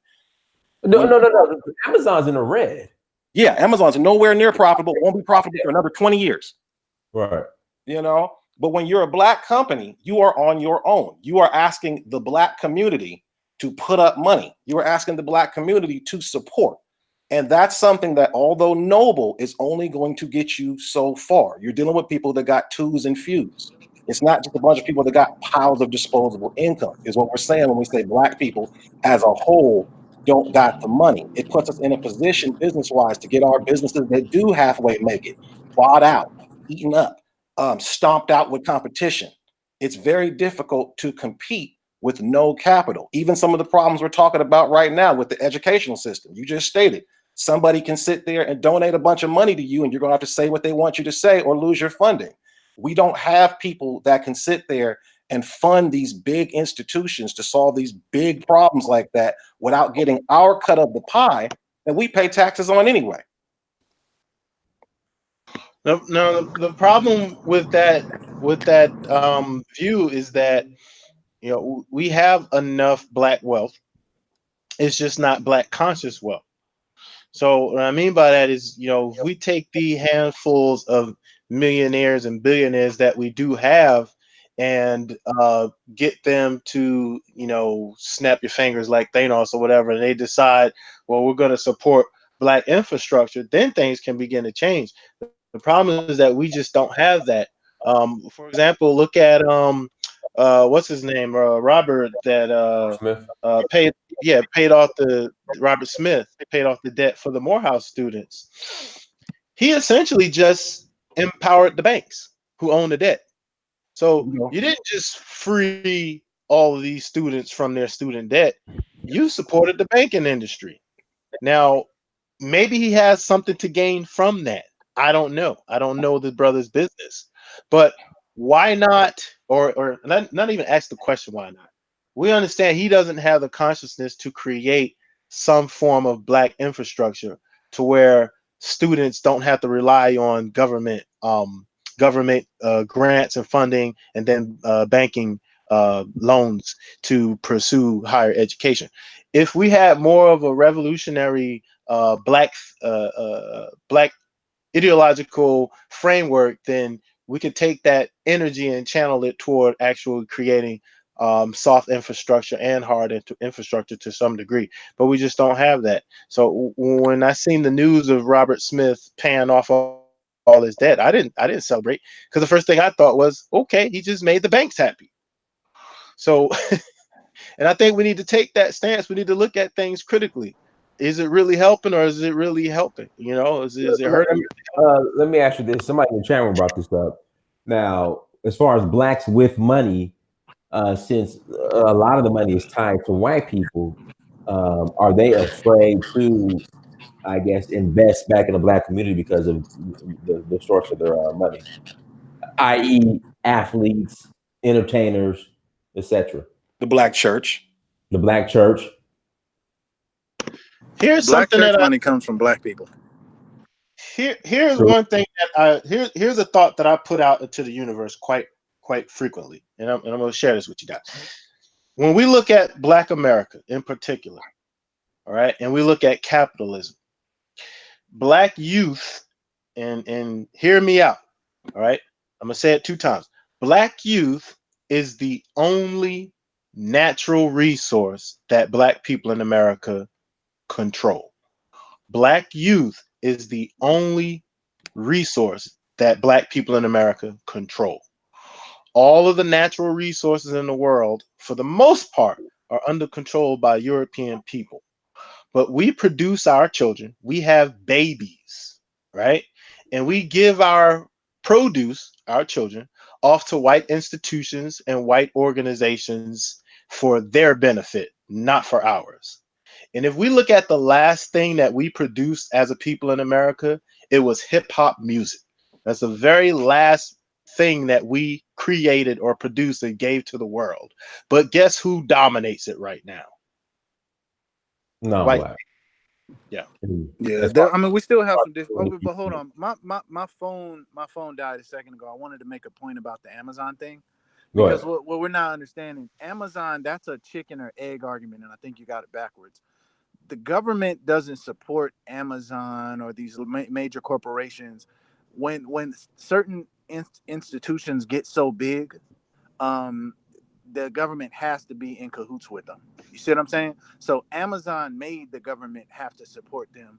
These people have leverage to get these really good tax deals and things like that, because they're competing with other countries, and there's more going on to that situation. It's not like the government is just supporting Amazon because he's white. You understand what I mean? No, I'm not saying that they're supporting just because they're white, but the Okay, government, but it's not even like you could go and ask the government and say, "Hey, man, support my business." It's like, bro, you have to come up with a business that's so critically necessary to the current economy and our nation's future to even have the leverage to ask for something like that. So to say, like, go ahead. No, I didn't mean to cut you off. You're going. Go ahead. No. I was just going to say that, to even bring that up as a point, I don't see the point in bringing that up. Sure. Let me clarify. What I'm saying is, at times, the government will have infrastructure it needs to have built. In this case, electronic infrastructure, AWS, delivery, fulfillment, and they will work with a company through a contract that can produce that. They do this with Microsoft all the time. They do this with Amazon all the time. And I'm not speaking purely on the delivery. I'm speaking more on AWS. That's their web services. That's the platform. Now, they'll do this and help a company get to the next level as far as resources and ability to create that thing they need to create. And you can look this up on the history of Amazon and on Microsoft becoming $1 trillion company. Yeah, you could look at it with Tesla. Directly. You could look at it with Tesla. You could look at all. Right, they work directly with the government. Now, when you're a black company, I work in government contracting for the most part. And when you're a black company or when you're a black business, they have all different kinds of set asides. Now, do they do this for Amazon because they're white? No, I'm not saying that at all. What I'm saying is that because you are white, you have networks and access to wealth and capital that the average black person does not have. And I don't have a special government issued status like a woman would have with the government, or like a Native American would have with the government, that lets me balance that playing field. The best I can get with the government is a hub zone certification, or I can fight with all the other minorities for the minority set aside. Yeah, I guess. Yeah, it's like the issue really starts way before. It's like by the time it's became Amazon already, it's a little too late. You know what I mean? The privilege happens way before that. Yeah, it goes back. I guess the point, okay, let me just the last thing. So because you said earlier, because I had forgot. You said that that we're expecting these billionaire companies and our billionaires to do things that other billionaires don't have to do. I think a lot of things that these billionaires and these millionaires and these big companies do are systematic, and a lot of things they're structured into government. For instance, tax break incentives in order to fund nonprofits and efforts and things like that. So they give these people a tax break if they give a certain amount of money to the community. So what's happening in that situation is the government is basically forcing people to support these schools. They're forcing people to support in the areas of social justice that they feel are needed. You know what I mean? So I say that to point out to our people, when I say that we need a government, when I say that we need all of these things, understand a lot of the things that you want to happen through government. And you guys, like a lot of people, you kissing white people's ass. You think they're so fucking great, but you don't realize that it's just because they have a government. Like if these are a bunch of greedy ass rich capitalists, they don't give a fuck about none of these programs. They wouldn't give them nothing if they didn't have to. That's they don't. Hey, listen. Working for corporate America, diversity and inclusion, just check the box. They don't give a fuck about that shit. And it's to the point now with diversity and inclusion. It's like, and white women, but it's like, okay, well, so and so likes basketball, and so likes basketball, so that's included. Like that's where it's going now. It's that diversity poster in the HR room. That's Let all. me- it is No, now. listen. I used to be an assistant manager at Target. And you're probably not thinking that's corporate. It's No, No, that's very corporate corporate. is very corporate. yeah, Target yeah. has a So when program, yeah. when we would be in our meetings and we would go over our team and before hiring and when we would just assess that, there was every single person. If you were a non-white person, you had a mark by your name, and then every single female had a mark by their name. There were two different symbols. So if you had two symbols, you were better for the metrics of our diversity. So if you're a minority woman, you had an upper hand, and if you are a woman, period, you had an upper hand. So that's on the very low level. So there's the worker, there's the supervisor, then there's us, the assistant managers. So if it's this damn low in the corporate structure, what do you think is going on up high? let me interject something, and I'm gonna put two white scholars into the mix that I encourage everybody to look up. Richard Wolff and Christopher Hedges. I'm And let's familiar. go back. Great work that they do. Let me go back to the topic of nonprofit organizations and companies basically giving social welfare out. We call it social welfare. Franklin Roosevelt instituted policy to make sure that the corporate elite, the very small few who own all the resources, he put policy into place to make sure that they contributed to social welfare. So this is a form of socialism. The only reason why he did it is because the country in that time was in a place where social upheaval could have taken place. And Richard Wolff talks about this a lot in his work. Capitalism was on the verge of destruction. And if it wasn't for Franklin Roosevelt instituting these programs to where taxation was increased, to where there were levies in place and restrictions on what corporations can do by the government, then white people might have turned this country out. Black people wouldn't do it. And that goes to today. The wealth gap across all racial barriers is so high that we have to have these social programs, nonprofit organizations, charitable organizations, in order to keep some balance, to make people believe that things are fair and equal when they really aren't. And that's why that data, again, is so important across all lines. And we have to constantly look at the percentage of population of Black people in this country and how we're suffering. And I keep trying to drive that point home. More than half of the Black population in this country is dying. The only reason why politically we have these Black social bobbleheads on TV trying to convince us that they're working on our behalf is because you have that same faction of those white corporate entities who need balance before things get turned upside down, which inevitably is going to have to happen in this country. Well, but you mentioned the black bobblehead talking political whatever you want to call them. So I'm on the Congressional Black Caucus site, and their objective. Now, listen, let me go back to this. So this is the Congressional Black Caucus site. Yeah, talking heads.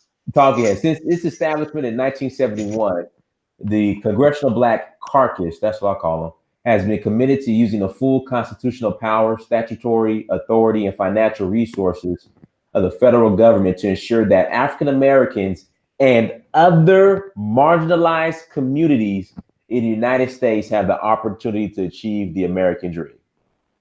Now, I think they've been focusing more on the other marginalized communities more than they have African Americans. But if you go to the Asia Pacific Congressional Caucus, you know, it's straight for Asian Americans and Pacific Islanders. That's it. You go to the Hispanic Caucus, strictly Hispanic community. But the Black Caucus, they're focused on other marginalized communities. That's that bullshit. Black folks always try to be the Power Rangers, man. It's so frustrating. And the thing about it is, you just got talking about the black bobbleheads. There's no better example than the Congressional Black Caucus. That is 50 votes that could be doing some serious help for African Americans. And these people fight for humpbacks, people with broken legs, people that got stuttering problems, everybody but Black people in this country, and it is super frustrating. And these people speak for us. That is the most frustrating part. Yeah, Well, and that goes, they need to get the fuck out of here, man. again, that just goes toward, they have that understanding, and I hate saying they and them, but we point to Black leadership. They have the understanding that resources are limited. All of us are not going to make it. A select few of the Black population will go into the ranks of the wealth, and once they get there, the job is to maintain it. Social equality is not a reality. Like we were saying earlier, the Black population in this country is obsolete. And Dr. Amos Wilson talked about that in his work in the 90s. Anybody who's a fan of Dr. Amos Wilson's work, will be able to definitely understand what I'm saying there. Dr. Amos Wilson was pointing these contradictions out, 20 years ago, to where jobs would be limited, knowledge would be limited, and the acquisition of wealth for Black people in this country would be limited because we did not have a sound power base, and we still don't have a sound power base. No, that's true. That's true. If I could get back to Joey really quick, because I lost another point when my phone died. I stated that you said ADOS is not against African people, and you said that we don't get tangible, so that's why you're not going with the Africans. My point is that I don't really see anywhere in any ADOS movement that the goal is to get to men to get that connection. I don't see them working toward that goal. Would you agree with that? I would say that there is no effort to reach out to Africa at this time. But go ahead. I'll make the greatest point on that. But go ahead. No, that was all I wanted to. That was my point. My point was there's no Pan-Africanist aim. I'm not saying like they're saying, hey, let's go against Africans, let's kill Africans. I'm just saying I have no understanding when I look at ADOS that they see a benefit in putting an effort toward Pan-Africanism. They're just saying, let's just do it ourselves, do it right here. Okay, let me ask you a question. What is the definition, the agreed upon definition amongst Pan-Africanists of Pan-Africanism? The focus on the best interest of Black people all over this planet and to move a Black agenda forward. Okay. Right. People of African descent. Now, is it pushing influence out from the center of Africa, or is it pushing the influence of all of the diaspora in towards Africa? Well, we are all one people. Well, okay. As a Pan-African, my end game is Africa. Okay. So I'm pushing everything towards Africa. Okay, thank you for being honest, because that was my father's understanding of Pan-Africanism. It was, hey, take your skills, go bring them back home. But as was just said to me about looking out for Black people worldwide, that would be more Africa's responsibility to reach out and keep those connections and build those connections. Now, I'm not going to turn this conversation petty and point fingers as to who should reach out to who. But what I'm saying is that the ADOS mentality is right now, there is no point in reaching either way because one, we believe we don't have the money to spread power, wealth, and influence over to Africa. And number two, based on our history, they don't seem to have the power, wealth, or influence to spread influence over here to affect us. So we can look at it in a bitter way and go, oh, Africa ain't looking out for us. And yeah, some ADOS may feel like that. Or we can look at it in a practical way and go, hey, we can't be sitting back waiting for help to come. We got to go get it over here like we can get it over here.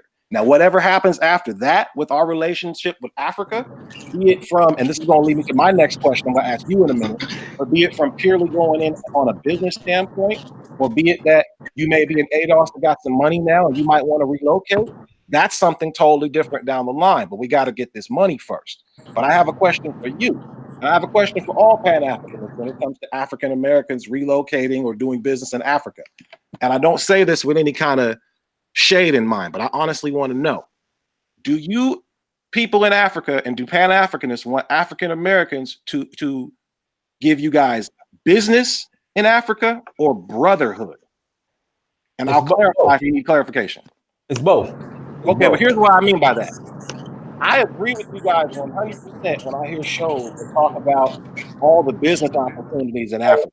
I just listened to an older episode the other day, Dynasty, you were talking to Olayinka in Nigeria about the Nigerian Informal Workers Association. And there was so many business opportunities for Black Americans that even the government will back you up and back your investment up. And those are great opportunities. Now, if I were a businessman, I'd be a fool not to invest in Africa, regardless of my color. But I can come to Africa and be a shady businessman and really clean up like all these other businessmen, like the Chinese, like the whites, like the Arabs that come over there. Or I can come over there and I can be a good African American and I can look out.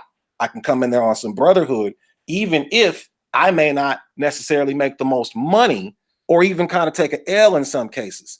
But those two things sometimes conflict. And I'm confused as to what you guys want. Can I answer? Can I Yeah, answer? I'm confused by the statement as far as you said. I understood this, Kwesi. Joey, my brother Joey, my name is Kwesi. I understand where you're coming from, but to one of the points that I made earlier, I had a chance to visit Ghana in January for the first time. Never been to any other African country, but what I saw was potential, right? And if I was an investor with the Black consciousness that I have, my aim wouldn't be to go into Africa and just get rich. It would be to go into Africa and figure out how I can contribute to the infrastructure, help the people, and profit at the same time. You don't have to think like a capitalist. Like, I'm going to go in here and I'm going to exploit the people because they are in need, and this is an opportunity for me to get more wealth. But instead, how can I form a strategic alliance to help these people and to benefit from the work that I'm able to do at the same time? And that's the mindset that we have to have when we look at going into the continent and developing. We don't have to go in as business people, but with the mindset of how can I develop.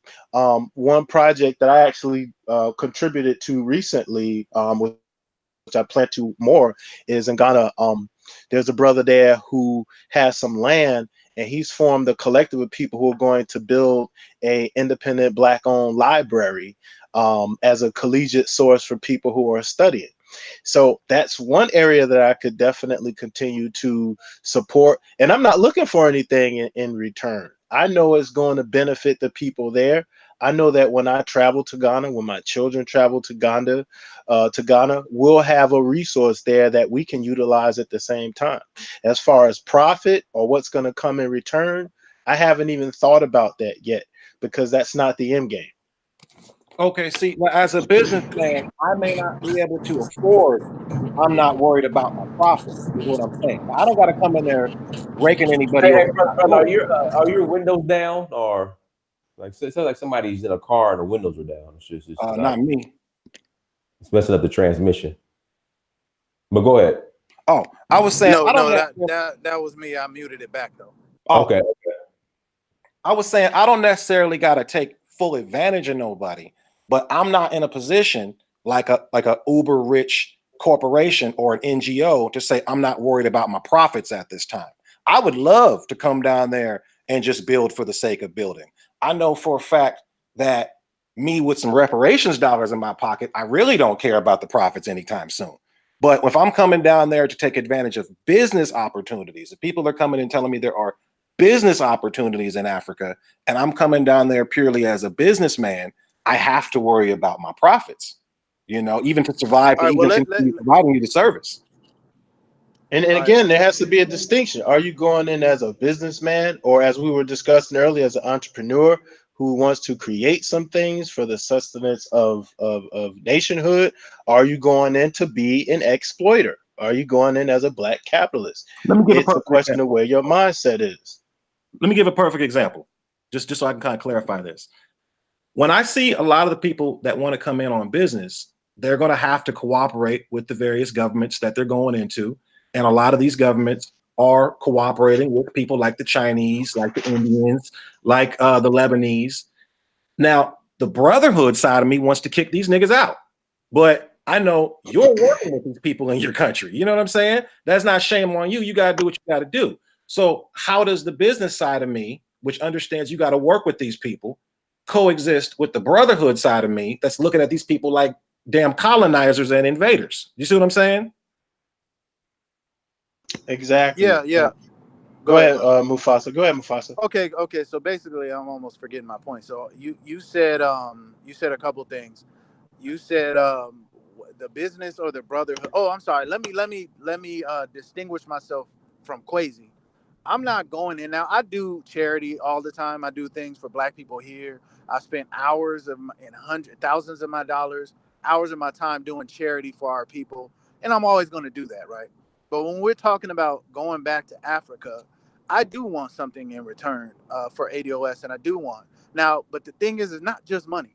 So we can't just get caught up on money because we spent this whole discussion talking about money, and we got Black billionaires, multi-billionaires, people making all kind of money. We've had all type of money, but it does not necessarily translate to power for our people, True. right? You know what I mean? It's just like I ask people all the time, how much money do you need to buy a nuclear bomb? You can't answer that question. You know what I mean? Because there ain't no dollar amount on that. It takes more than money. Another thing you mentioned, you said that we don't have enough wealth and resources to help them over there, and they don't have enough wealth and resources to help us over here. So we're in an equalized footing. We're both in a position where we need to build something. Wouldn't it be better to build something together? You know what I mean? Now, when I go over there, I'm not just trying to figure out how, like, when I think about going to Africa, I got to figure out how to eat and how to make money because that's just what I want to do. That's how I want to live. But it's not just about an opportunity for that. It's an opportunity for us to have a home base, a power base, so where we can actually run things like every other group of people do in the world. That's what the opportunity is. You see what I mean? We have educated, we have a lot of educated people, a lot of driven people. We have that. They have land, resources. The two of us could come together and use that opportunity to build a power base to where when we ask for reparations, when we ask for things, we actually have the leverage. We actually have a home. We can actually have a military. We can actually enact policy. That's my reasoning for wanting to go there. It's not just about brotherhood, and I do need something in return. I think the two of us can help each other and have a symbiotic relationship where we both benefit. That's what I'm looking at when I go there. Good points, Mufasa, and I'm in agreement. And I want to backpedal. I don't want anyone to think that I have this utopian idea of going to Africa and not getting anything in return. The problem is that we need to focus on going there and creating opportunity and balance, doing things like job creation, infrastructure creation, opportunities for vaccinations and food and resources that are limited, but not to solely just go like, hey, I'm gonna go over here and see how I can get rich. I think that's a very horrible and destructive mindset to have. No, that's that, and that doesn't change anybody's situation. We're gonna be sitting here doing the same thing. Absolutely. We'll be in Africa living like kings and bragging about what we do in Africa.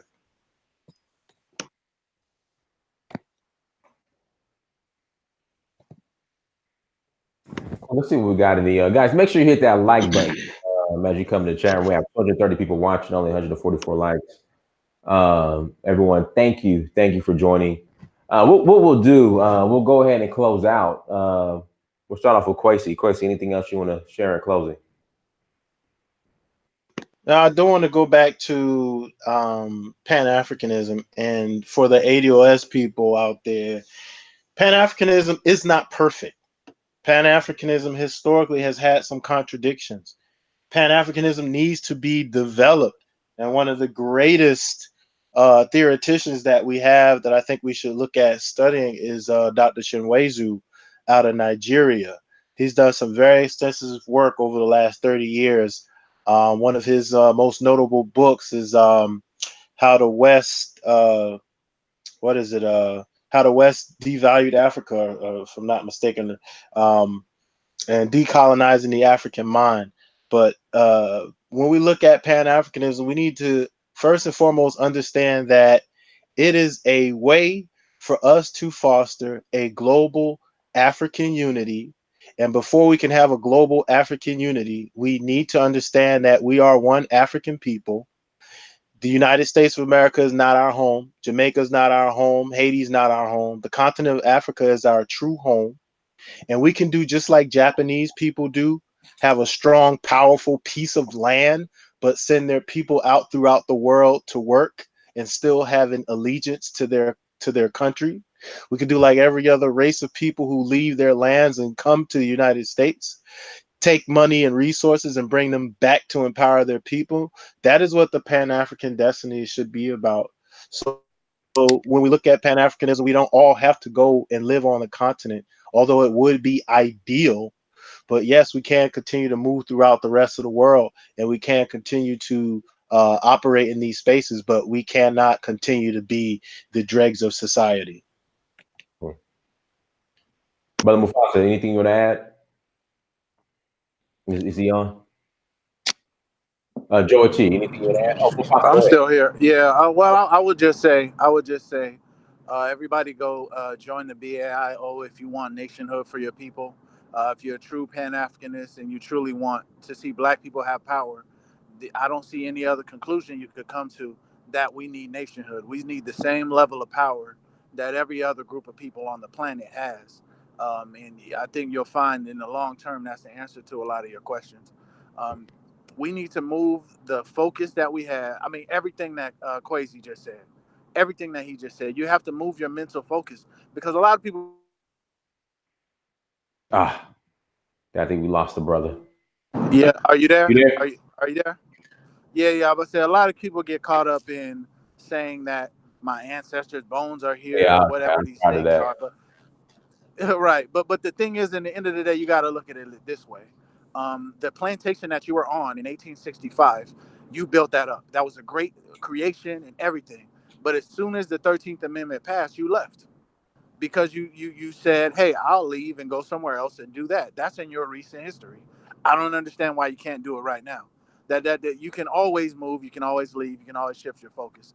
You know that. So don't feel like you're nailed down and tied to America because you're not going to get anything being tied to America. Join the BAIO, and we need to move toward Black nationalism. And if y'all want to hear, y'all can go to my page, Mufasa Shabazz. One of these days, I'm gonna get back going with videos. Subscribe. Absolutely. All right, brother Joey T, anything you'd like to share? Oh, yeah. I'm going to go ahead and just say that Black people across the world, you ain't got to move no damn where. That includes back to Africa. If you want to move back to Africa, that's fine. But the world is your home. You can run this shit now. You have been sitting through watching Arabs own you. You've been sitting through watching white folks own you. And now you're about to sit back and let Asians own you. I'll be damned.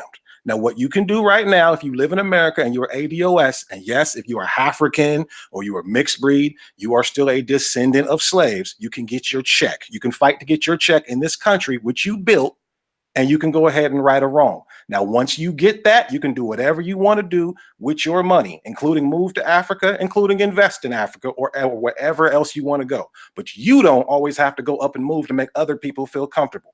The world is your home.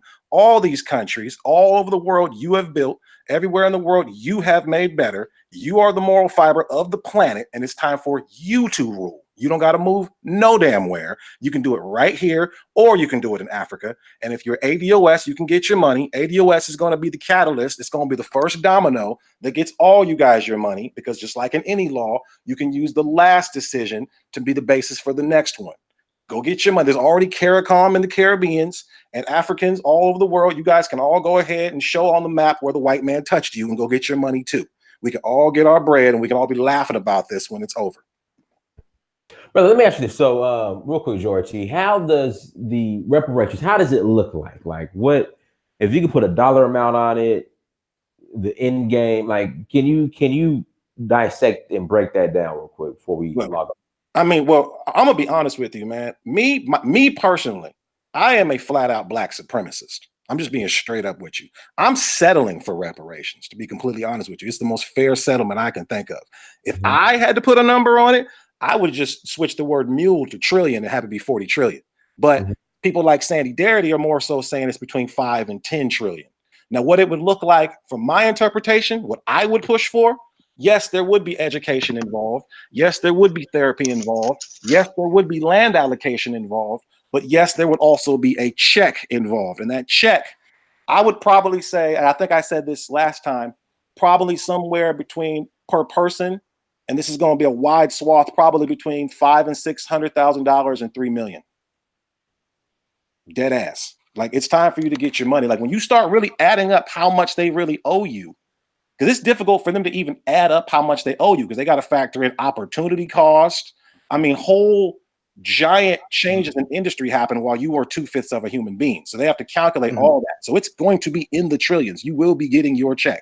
Diness, I know you said you need to wrap up. I got to ask this No, question. take your time, bro. Take your time. I mean, I'm just, to be honest with you, we have like another 20, 25 minutes. That's cool.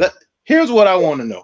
Go ahead. Once these checks, if there are checks handed out, then what? Like, what next? What happens to the Black struggle, the Black liberation movement, injustice, poverty, unemployment, mass incarceration, the war on drugs, teen parenting, single parent homes? What happens to the Black struggle once these checks are handed out?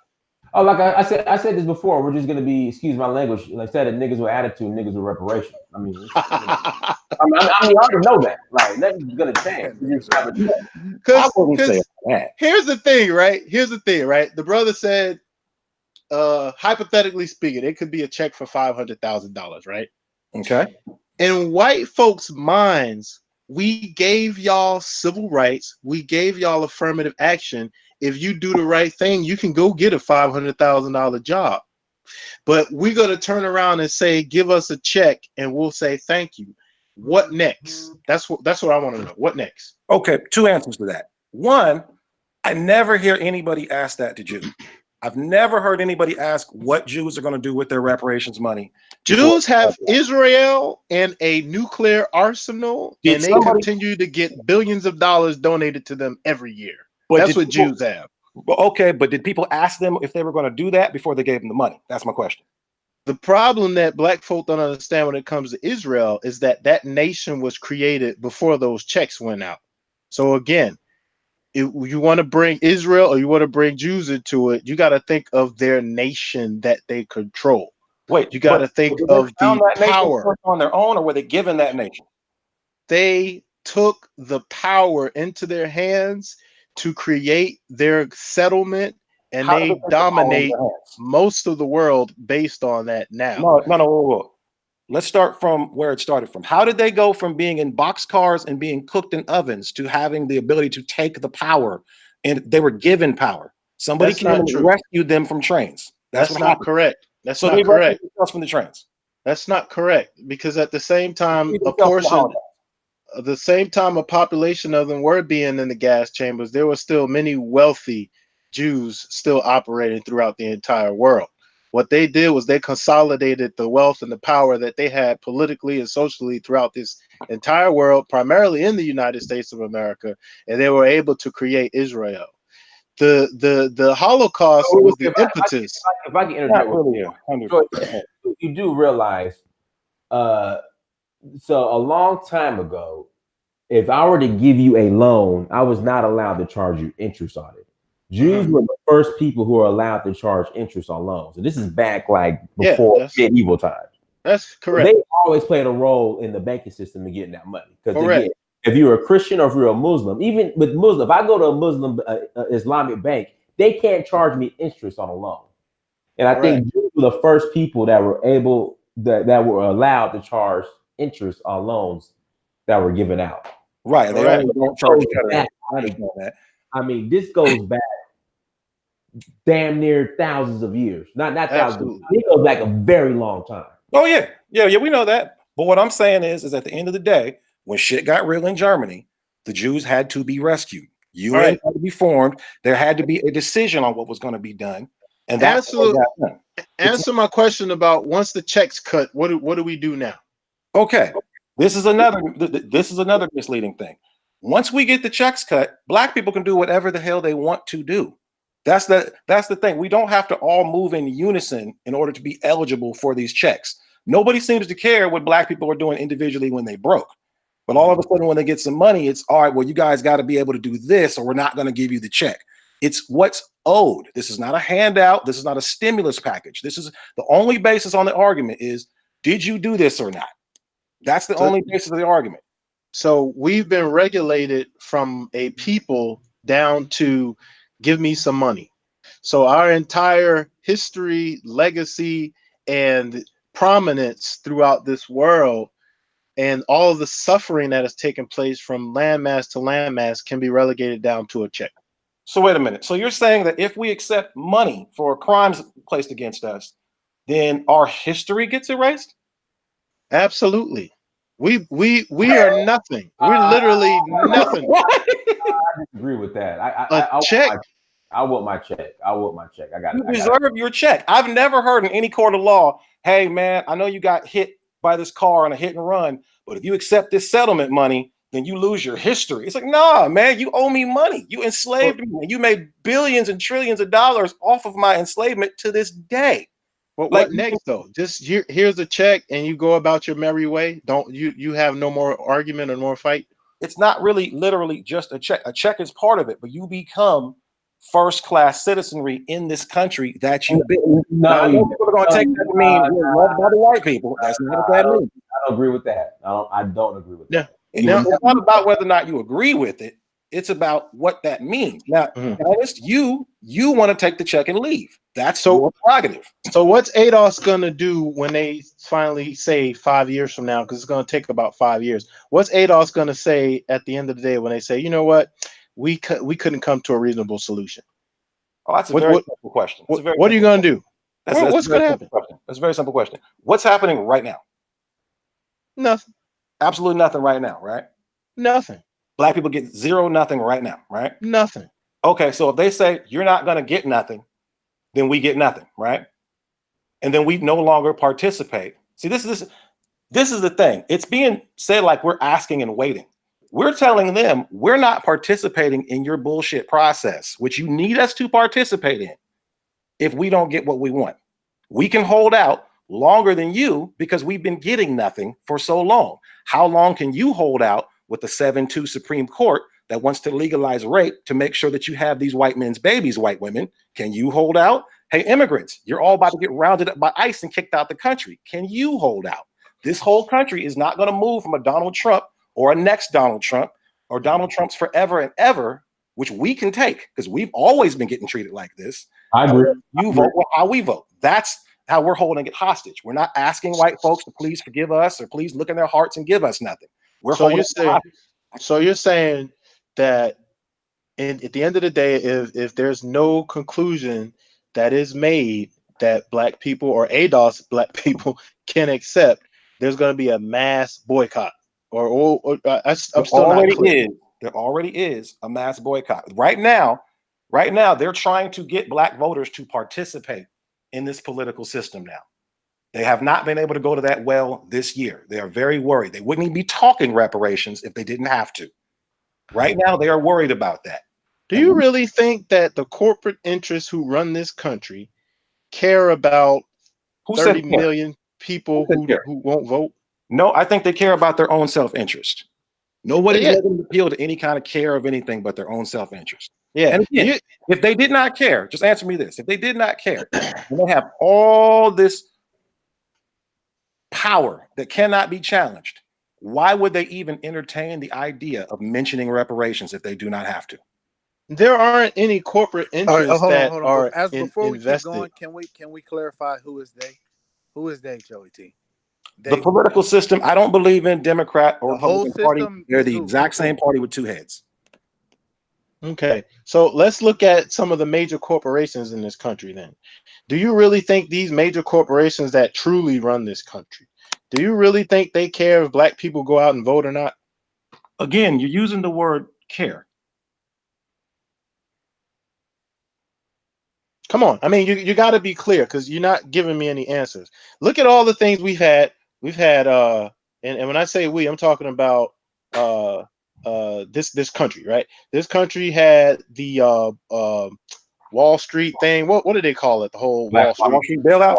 Wall Street, not Black Wall Street. The protests. Occupy Wall Street. All right, so Occupy Wall Street.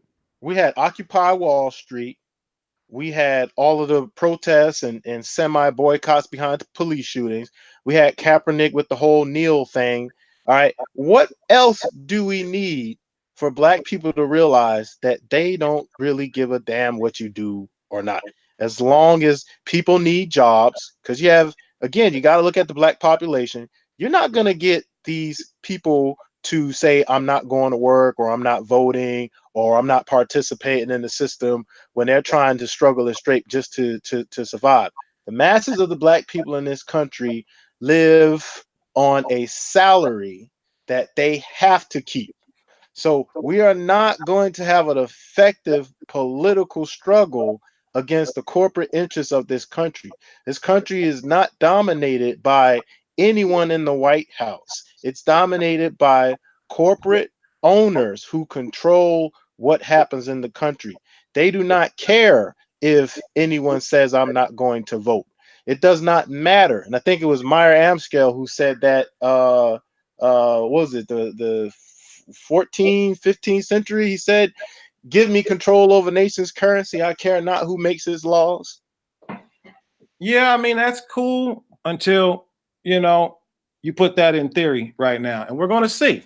Like I said, I'm willing to put my belief on the line right now. I'm going to be sitting here with egg on my face if that time comes. That's not solid. It's not solid. That's just like Hollop made the reference to a bully taking your gold chain or taking your jacket, and you go to his house and say, man, I want my jacket back. No, he ain't giving you shit. What are you gonna do? That's what I want to know. That's not really an accurate comparison for this situation. It's more like yes, it I is. guess you would say it's more like a bully making you continually do something for it, and then you up and refuse one day. And now you're saying, what are you gonna do? Now, if this is the case to where these corporate powers are so unchallengeable that they don't even need our vote, and they don't even really need the political process, nobody should be mentioning us. You haven't answered that question yet. Nobody should be mentioning us because there's no incentive to mention something so insignificant and powerless. There'd be no. It really isn't, and it's a whole moot argument. It's a waste of time. You got people who get up and go to work for $8.25 an hour, and they do it every day because they feel like they don't have a choice. Until you can change that dynamic, there's nothing going to change by arguing about daddy not giving you some extra allowance. Oh, here goes the insults. So basically, your entire argument is, I don't want ADOS to get reparations because I think they're not going to get it. Is that pretty much what it is? No, the question is, what are you going to do if they say no? I want to check too. But if at the end of the day, if it comes down to, no, we're not going to give you a check, what am I going to do? Am I going to go and sit outside and lay down in front of the transit buses and say that they can't move? Am I going to stop going to shop at Walmart? Am I going to take all my money out of Wells Fargo? Am I going to boycott American Airlines? Am I going to stop paying my taxes and grow tomatoes in my backyard? Like, what am I going to do that's really going to affect some change? See, that's the thing. It's impossible to explain this to you because you keep constantly putting this in the box of us asking and waiting. And I've already told you, what are we going to do is already being done. What is being done right now is they are courting us.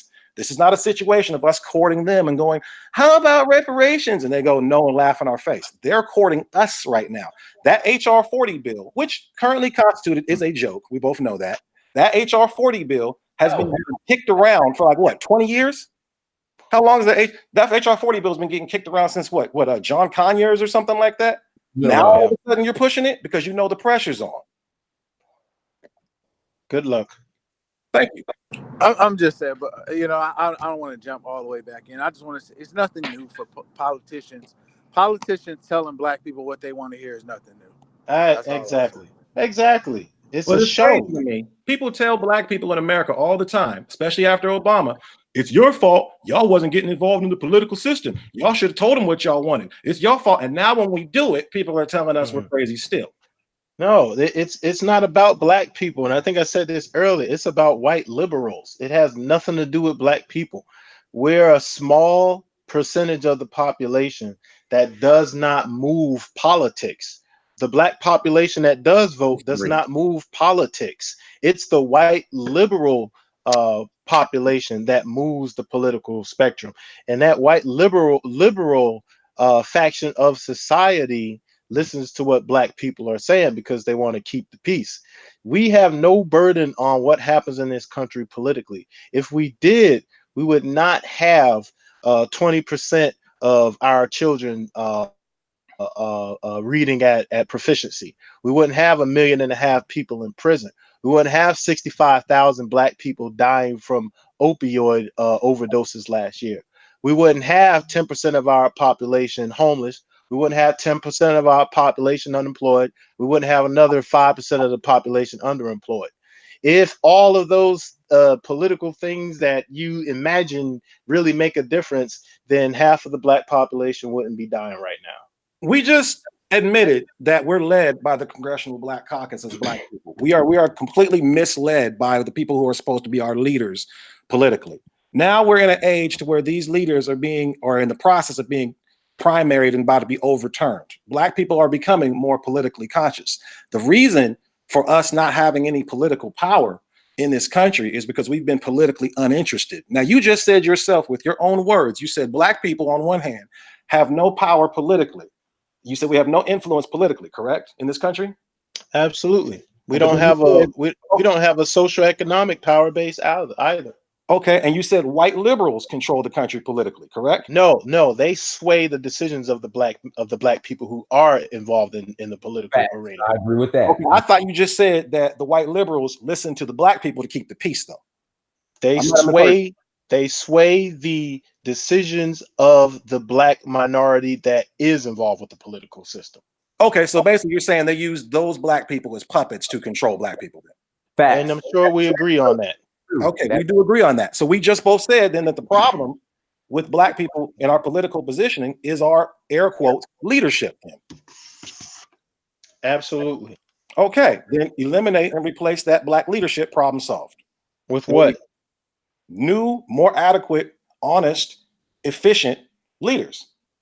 The only way to do that is to have a Pan-African leadership in place that wants to unite with black people worldwide on a democratically, and I hate to use these words, but on a social democratic ideology that promotes some form of equality. As long as we are continuing to put people into positions of power who are there for their own selfish interest or capitalistic gain, we're going to keep running on this treadmill, and that's what we're doing. We don't have a socialist or a communal political party that wants to advocate the destruction of capitalist imperialism, and that's what we need. It has to move beyond black people in America, and it has to go toward an end to capitalist imperialist European rule. Until a black leader steps up and says these things and is pushed into the political arena, we have no hope within this struggle. Wait a minute. So black people can't elect new leaders in areas where these leaders are elected, it's all black people. You're talking about places in the South where it's all black voters. There's almost no white voters in these districts. Dude, I live in Atlanta. I'm telling you, come see how that shit is working out. It's failing. The schools still suck. Black people are still crying about no affordable housing. I mean, same thing in DC and Baltimore, where there's a strong black political force. The problem is European capitalist domination. Until we have a movement that goes against European capitalist domination, black people don't have a say-so in any of these political arenas. We're suffering from neo-colonialism in America, and we never even say that. You give me a black politician that jumps up and say he wants to put an end to neo-colonialist white rule, and I'll be the first one at DC sitting on the front row casting a ballot. Hold on, Dinus, you said you're in Atlanta? I'm in Atlanta. Isn't John Lewis the congressman in Atlanta? Coon. I spilled my blood in Selma, John Lewis, right? Coon. That's exactly what I'm talking about as far as your leadership in these black areas. Now, if you replaced a John Lewis with a competent, non-corrupt black leader in that area, I'm talking about local. You got all these districts where it's all black people, and you got this is what you're missing. The point. But this is what you're missing that the brother Mustafa is saying. You're trying to you're thinking that you could get this black messiah to change the system that's doing what it's supposed to do. Like, that's not gonna happen. No, I'm not looking for a black messiah. What I'm saying is the people have to wake up. The reason why a person like John Lewis is in place is because the black people in that area have fallen asleep. They think, oh, he's a civil rights hero. He's in place. He ain't gonna do us wrong. He's a recognizable name. And we just leave him up there forever. That's how all them black leaders stay in place. that's the system. You cannot change that dynamic. It's the system. You cannot change the system. The system is doing what the system's supposed to do. So we get rid of this John Lewis. Here comes the next John Lewis. You stop tolerating the John Lewises. That's all I'm saying. Once people become you're delusional. Informed, all right, and see, look, man, I'm not even gonna throw no names back at you. I'm gonna let that one roll off like no. That's a psychological distinction. You're delusional. I suffer from depression at some points in my life. It's not an insult. It's delusional. If you can't accept the fact that this political system is dominated by corporate interests, and no matter what black, red, green, alien, space cadet, whatever you put into position, as long as the power structure is the same, nothing can change politically. The power structure itself has to change. It's the same in the United States. It's the same in Ghana. It's the same in Nigeria. It's the same in South Africa, Togo, Ivory Coast, Jamaica, Botswana. Anywhere you go, there are corporate interests who run the political spectrum. Doesn't matter what black person you put in there. They have to come in there and say, I'm not going to answer to the corporations anymore. And we have yet to have anybody come into the mainstream political arena and say this. That's the problem. We can't do it here. We can't do it here. It's not possible. And the thing is, JT, Keisha Lance Bottoms, the new mayor of Atlanta, was talking all this pro-black housing, affordable housing. The corporations came and bought her out. They could buying up everything. Let me ask you a question though. Are these people that you truly feel in your heart of hearts came in initially with the purest intentions and were bought out, or were they always corrupt people waiting for someone to buy? But I mean, that does matter. There is a distinction. It matters. Okay, I would say this. This is what somebody told me. All right. I think the majority of politicians have the best interest of people at in heart. It's just once they get into office, they realize that it can't work out that way to get shit done. That's what somebody told me to that. I get what you're saying. I'm paraphrasing it, but they all have good. Here we go. They all have good intentions. You know, a lot of these black politicians, they all have good intentions. Once they get into office and they see how grimy the system is, they change. Also, somebody said something early on here I thought was pretty profound. They were saying that there's no real reward for buying into the black system. There is no black system. You go into the white way, there's all these institutions that'll reward you for your actions. But if you go the black way, you go the righteous way, you die alone. You die broke in most cases. So I can understand the incentive to sell out. I'm not naive about that. What I am saying is that you need to have people, and this starts from the ground up. This current phase of ADOS, to be honest with you, I feel like it's still in its infancy. I haven't even seen the height of what it can do as far as political education with people. And I'm starting to see the people, it's making these people's jobs harder to lie and get one over on folks now. You used to be able to come on, say I marched with King, and go ahead and measure the drapes in your new office. Now you get booed off the stage, and it's just going to keep getting worse and worse.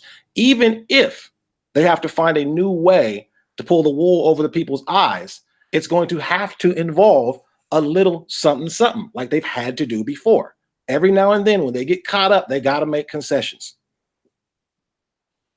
All right, guys, I got to get up out of here. I got to go pick up Massa, but I really enjoyed the conversation. You know, we can always have conversations like this. I really enjoyed it. So guys, everyone, thank you for joining. Make sure you go to Search for Uhuru on Instagram, Snapchat, Twitter, and Facebook. Like, share, subscribe, all that good stuff. Dynasty Samir, Search for Uhuru. Till next time, family. Peace. Peace. Peace.